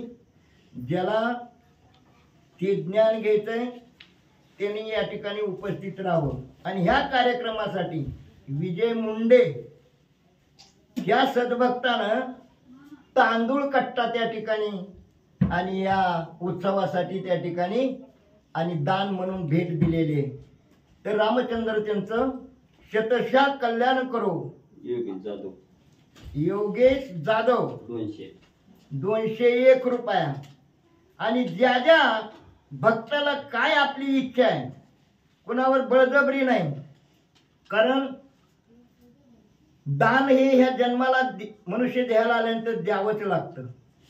आणि दान देणं हे महत् पुण्य आहे सत्कार्यासाठी बरं का. कुणाला बी दान कुणाला देव हे बी कळलं पाहिजे. तर ज्या ठिकाणी असणारं सत्कार्य, जिथं असणारे भगवत भक्त त्या ठिकाणी असणारं 2 घास खाणार आहे, याच्यासाठी आपण त्या ठिकाणी दान द्यायचंय. आणि म्हणून त्या ठिकाणी दान हे असणारं सत्कार्यासाठी दिलेलं श्रेष्ठ आहे. आणि ह्याच्यात काय आपल्याला दंड नाही. आपण म्हणतात हे काय दंड आहे, दंड नाही हो हे काहीच. आणि हितला दंड आवर्जून माणसाला त्या ठिकाणी असणारा आठवणीत येतो. दुसरे 3 दंड गुमान भोगतय त्या ठिकाणी असणार. तुम्हाला माहिती का तुम्हाला किती दंड आहेत? 4 दंड आहेत. 4 राजदंड, चोरदंड आणि देहदंड आणि 4था धर्मदंड. राजाला फरमान काढलं की त्या ठिकाणी टॅक्स भरावाच लागतं. का मी भरणार नाही असं राजाला म्हणतंय का? अहो नोटीस आल्या लगेच जाऊन भरताय. दुसरा असणारा चोराने आलेलं, ए बाबा सगळं घेऊन जाऊ पण ढकलून असा हात वरी करतोय. किती आटासानं कमिलेला पैसा केलेला दादा त्यानं च्या पुरावला की सगळंच न्यायला म्हणतोय. हीच वर्धन. आणि जर कर्मधर्म संयोगानं जर त्या ठिकाणी एखादी बिमारी जर अशी जर त्या शरीरात शिरली, डॉक्टर किती बी पैसे जाऊ द्या पण मला काय मरू देऊ, ह्या देहदंडाला बी गुमान डॉक्टर म्हणेल तेवढं पैसे त्या ठिकाणी. ही अवस्था 3 दंडात. पण ही तर म्हणलं गेल्या रामायणाला काय त्यांनी कुठे किती काय केलं काय नाही, त्यांनी कसं कसं केलं का आपल्याला. अरे काय तुला दिली संकल्प सोडून त्या ठिकाणी 500 दी 200 दी 100 दी बाकीचं कशाला बुरकाना करतो. रामाला माहित आहे त्या ठिकाणी कोण खातंय का नाही तुला द्यायचंय ना. हे दान जसं त्या ठिकाणी तिथं 3 असणार गपचिप द्यावं लागतंय. हे दिलेलं तुम्हाला कारणीभूत येणार आहे. म्हणून त्या ठिकाणी मी उल्लेख केला ज्यांना जे द्यायचंय त्यांनी त्या ठिकाणी आणून द्यावं. देव त्यांचं कल्याण करेल. नक्र जळी महाबळे गजेंद्र वणी बळिया बळी दोघे जण शाप समिळी जळी स्थळी विचारत. ती पाण्यात बलाढ्य होता आणि हत्ती असणाऱ्या जंगलात बलाढ्य होता. जंगलात पाण्यातनं बाहेर नकर आला की हत्ती त्याला ऐकत नव्हता. आणि पाण्यात जर हत्ती गेला तर नकर त्याला ऐकत नव्हता. ती पाण्यात बलाढ्य होता, ही पाण्याच्या बाहेर बलाढ्य होता. म्हणून दोघाला बी त्याची आठवण असल्यामुळे ती पाण्यात जात नव्हता, ही बाहेर येत नव्हता. अशी वस्तुस्थिती त्या ठिकाणी या दोघांची निर्माण झालेली होती. आणि अशा ठिकाणी असणारा राहत असताना जो गजेंद्र ते गिरी कंदरी गजी गज शावास परिवारी क्रीडा करी वनांतरी वनविहारी उन्मत्त झाला होता. खायला जंगलात कमी आहे का त्या ठिकाणी हत्तीला. हत्तीला परिवार होता म्हणून आत्मावली वर्णन करतात त्या ठिकाणी. ह्याला हसणारी बायको होती, ह्याला असणाऱ्या मुलं होती, ह्याला सुना होत्या, ह्याला नातरुंड होती. नातरुंडाची बी लग्न होऊन त्यांना पतरुंड झालेली होती. एवढा लवाजमा ह्या हत्तीला निर्माण झालेला होता. चैत्र मासीच्या वन शाखे तयाने सेविता एकाएकी मद चालला पैतवकी अति उद्रेकी उन्माद.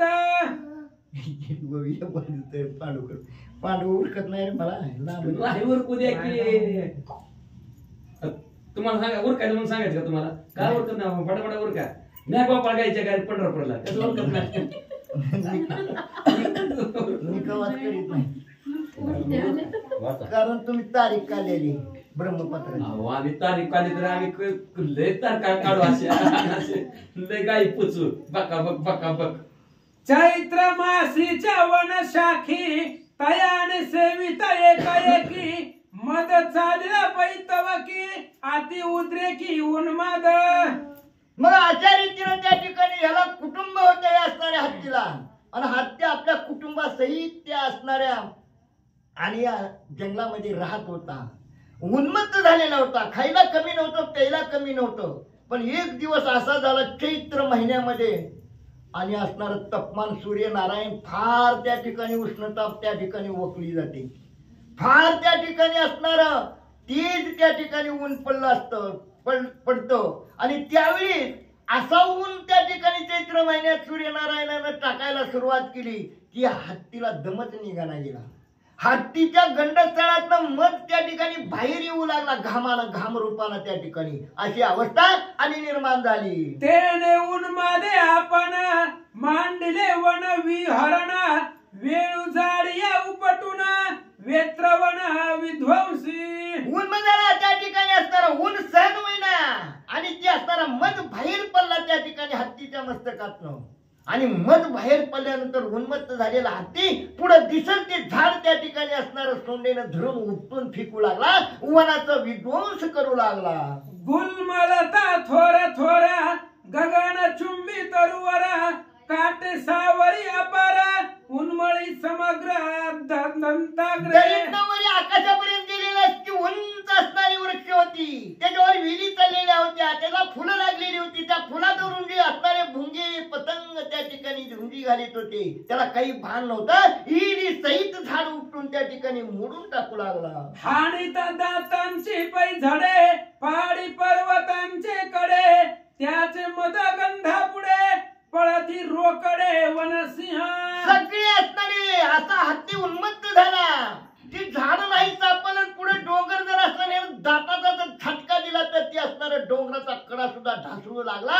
याच्या भीतीनं त्या ठिकाणी असणार वाघ सिंह, त्या ठिकाणी असणार सायरा वैरा पडू लागली. आस्वन वराह महिषव्रका गौरवानर खडग जंबुका गोचमरी शाळ शशक मृगादिक भय पळती. हारणं तर पळणार, सशी पळणार, पण आस्वनं बी पळू लागली, माकडं पळू लागली, वानरं पळू लागली, सगळी असणारी त्या ठिकाणी जंगलातल्या असणारी त्या ठिकाणी मसरं पळू लागली, वनगाई पळू लागल्या. आता एक आहे का लांडगा आहे, त्या ठिकाणी अनेक पशु आहेत त्या ठिकाणी असणारे.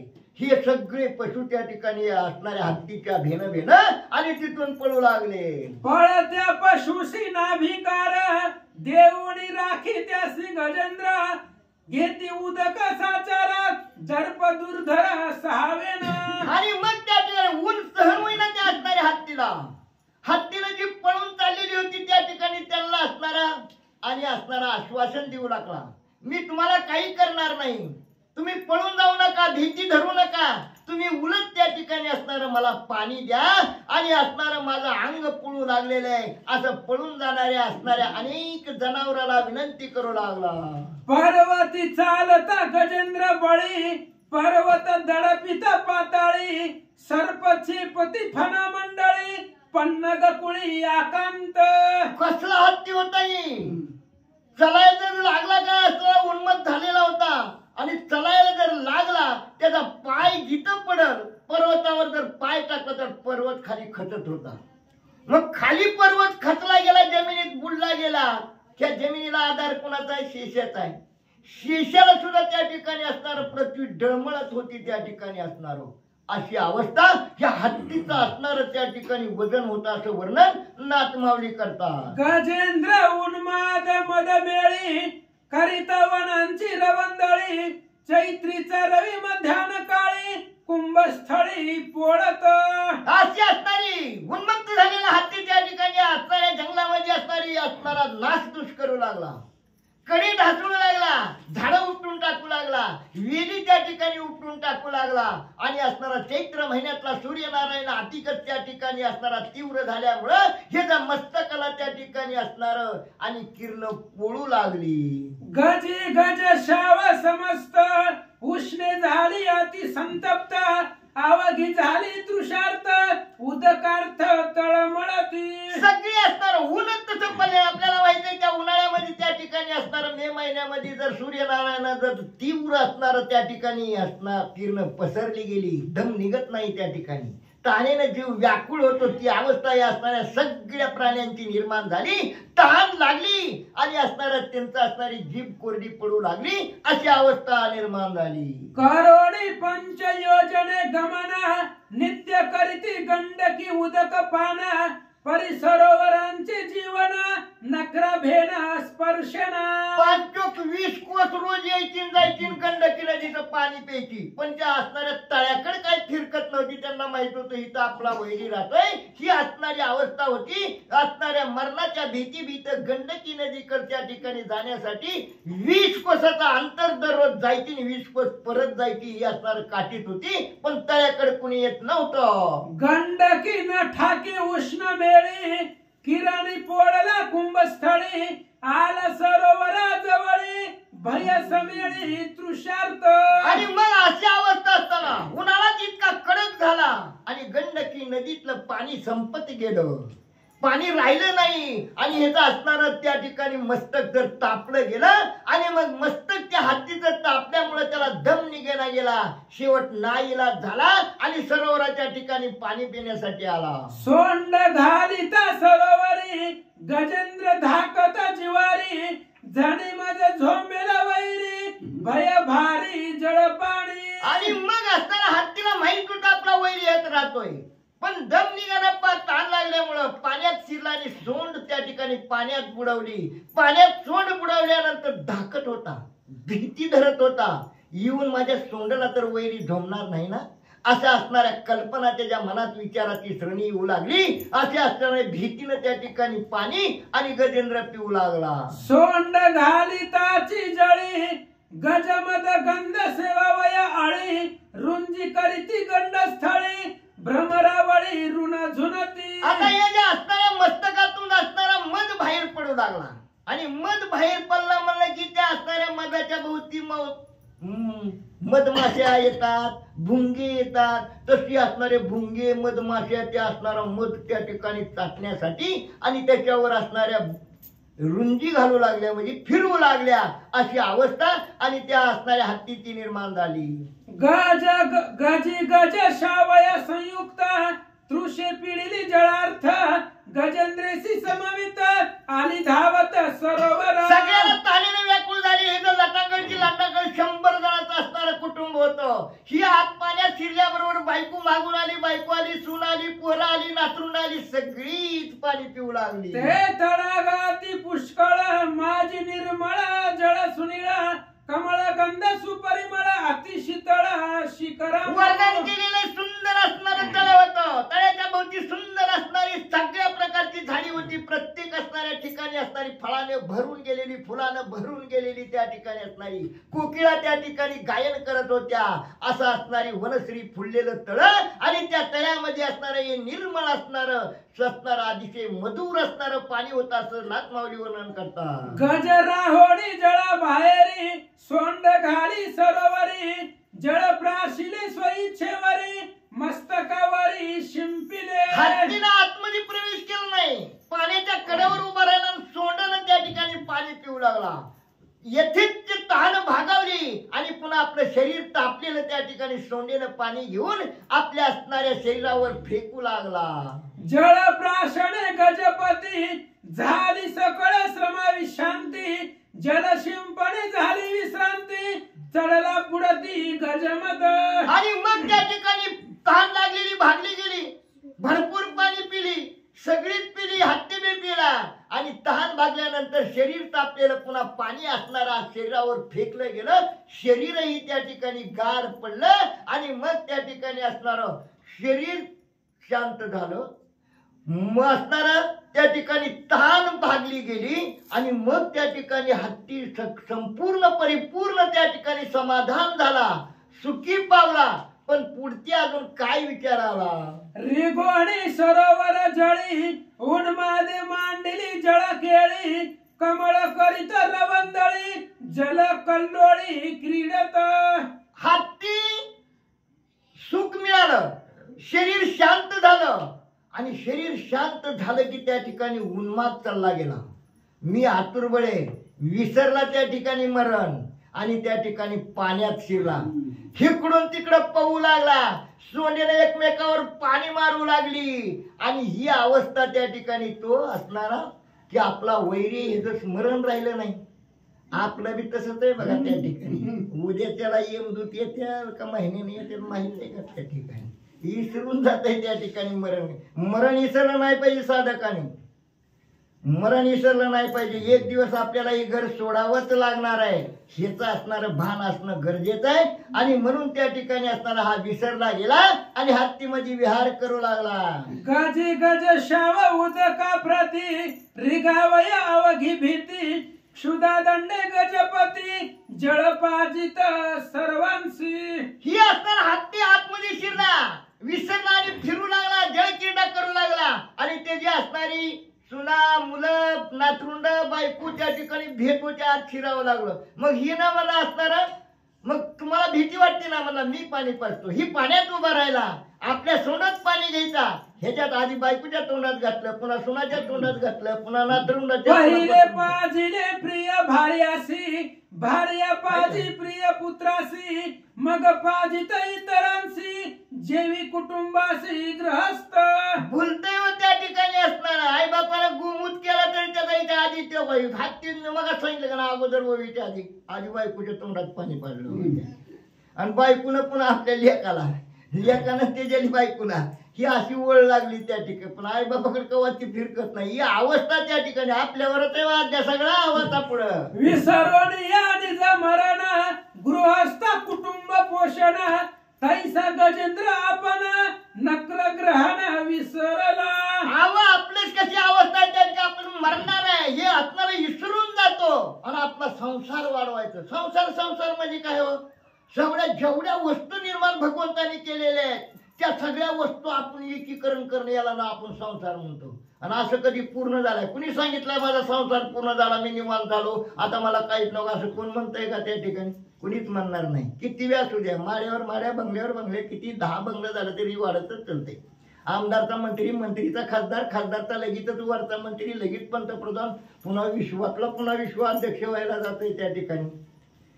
ही माणसाची त्या ठिकाणी असणारी मनस्थिती आहे. पण त्या ठिकाणी असताना ज्ञानी माणसाची नाही, संताची नाही, अशी अवस्था त्या ठिकाणी. ही तशीच या गजेंद्राची झाली. मरण अवस्था चुकला म्हणजे विसरला आणि पाण्यात शिरला आणि येथेच ते पाण्यात जलक्रीडा करू लागला.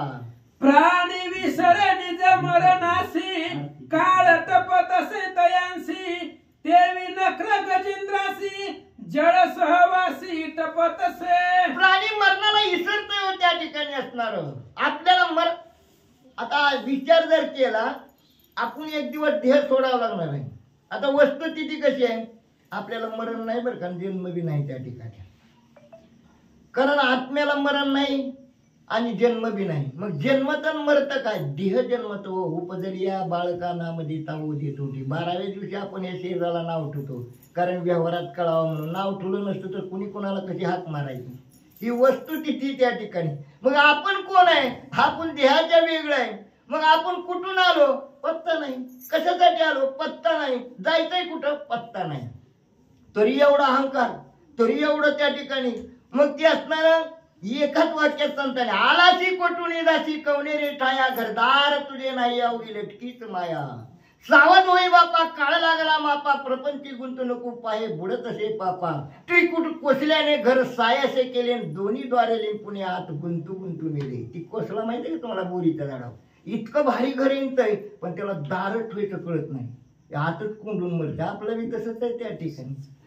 मी मी मी मी मी मुक्त होता परी बळेबद्ध झाला, घेऊन या छंद माझे. मोकळा होता त्या ठिकाणी. ही असणार, याला बंधन नव्हतं. खाली आल्यावर त्या ठिकाणी मी मज माझे हे असणारं बंधन कर्माचं करून घेतलं आणि पुन्हा जन्मायचं आणि पुन्हा मारायचं. त्या कोसल्यासारखं या ठिकाणी फिरू लागलं. ही अवस्था आहे. इथं ओवी तशी दिलेली त्या ठिकाणी असणार. मरण विसरून जसा प्राणी त्या ठिकाणी असणार वावरतो, तसा हा ती मरण विसरला आणि तळ्यात शिरला. जेवी काळ पाहोनी अंत, मग प्राण्याचा करी घात, देवी गजेंद्र सरोवर आत, नक्र धरित साटोपे. जसा असणारा काळ कवा त्या ठिकाणी त्याची वेळ आली की बरोबर काळ त्या ठिकाणी झडप घातल्याशिवाय राहत नाही आणि आपल्याला घेऊन गेल्याशिवाय राहत नाही. तसा असणारा हात ती मरण चुकून हात शिरल्या बरोबर त्या असणाऱ्या नकरानं बघितलं आणि नकरानं झडप मारली. माये केला विपरीतार्थ, विसरून या अपघात, स्त्री पुत्र अति मोहित, केला भ्रांत मोहमते. कशामुळे ही अवस्था होती हो? बायकून, मुलानं, सुनानं बुद्धिभ्रष्ट झालेली असते. तुम्हाला सांगू का, ही माया जी आहे का, मायेचं मूळ अतिशय खोल आहे. आणि ती मायाचं मूळ कोणतं माहिती का? भ्रम. आणि भ्रम ही खोलवर त्या ठिकाणी असणारे मुळे आहे. आणि त्या असणाऱ्या भ्रमरूपी मुळी तर ही मायेचं झाड इतकं फुलवलं त्या ठिकाणी. आणि त्या असणाऱ्या झाडाला भ्रांती नावाचं असणारं फूल त्या ठिकाणी निघतं, सुगंधित भ्रांती. आणि त्या फुलातनं फळ येणार त्या ठिकाणी भुली नावाचं फळ त्या ठिकाणी गोंडस बाहेर पडतं. आणि त्या भुली नावाच्या फळात सगळे विषय भरलेले असतात त्या ठिकाणी. आणि काय चाललंय ते मग काय कुठबुट करायला लागला? मी विषय कुठला घेतोय, तुम्ही चालय कुठ. बस की पांडू, बस की थोड्या वेळ नाही बंदच करायचं. बंद करायचं. ते बापू आलेत म्हणतात मोठी आरती घेऊन. तुम्ही आला मोठी आरती घेऊ म्हणलं होतं यांना. मग पुढच्या सुट्ट्यावर का मी नको म्हणून बोलून गेलो असतो. टाइम 10चा आहे की? टाइम झालाय. तर बंद करा म्हणायचं आम्हाला. लगेच म्हणतो पुंडलिका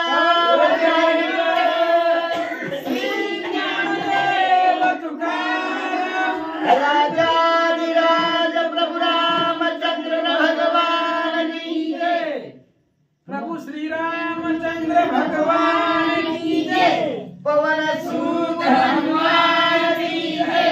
श्री गुरुदेव एकच म्हणायचं नाही, पाहिजे का कटाळ्यात बाकीची माग म्हणतात का ती बघतात वा काय बापू तुम्ही जरा महाराज काय साधं सुद्धा मागचं पुढचं बघतात काही विचार करतात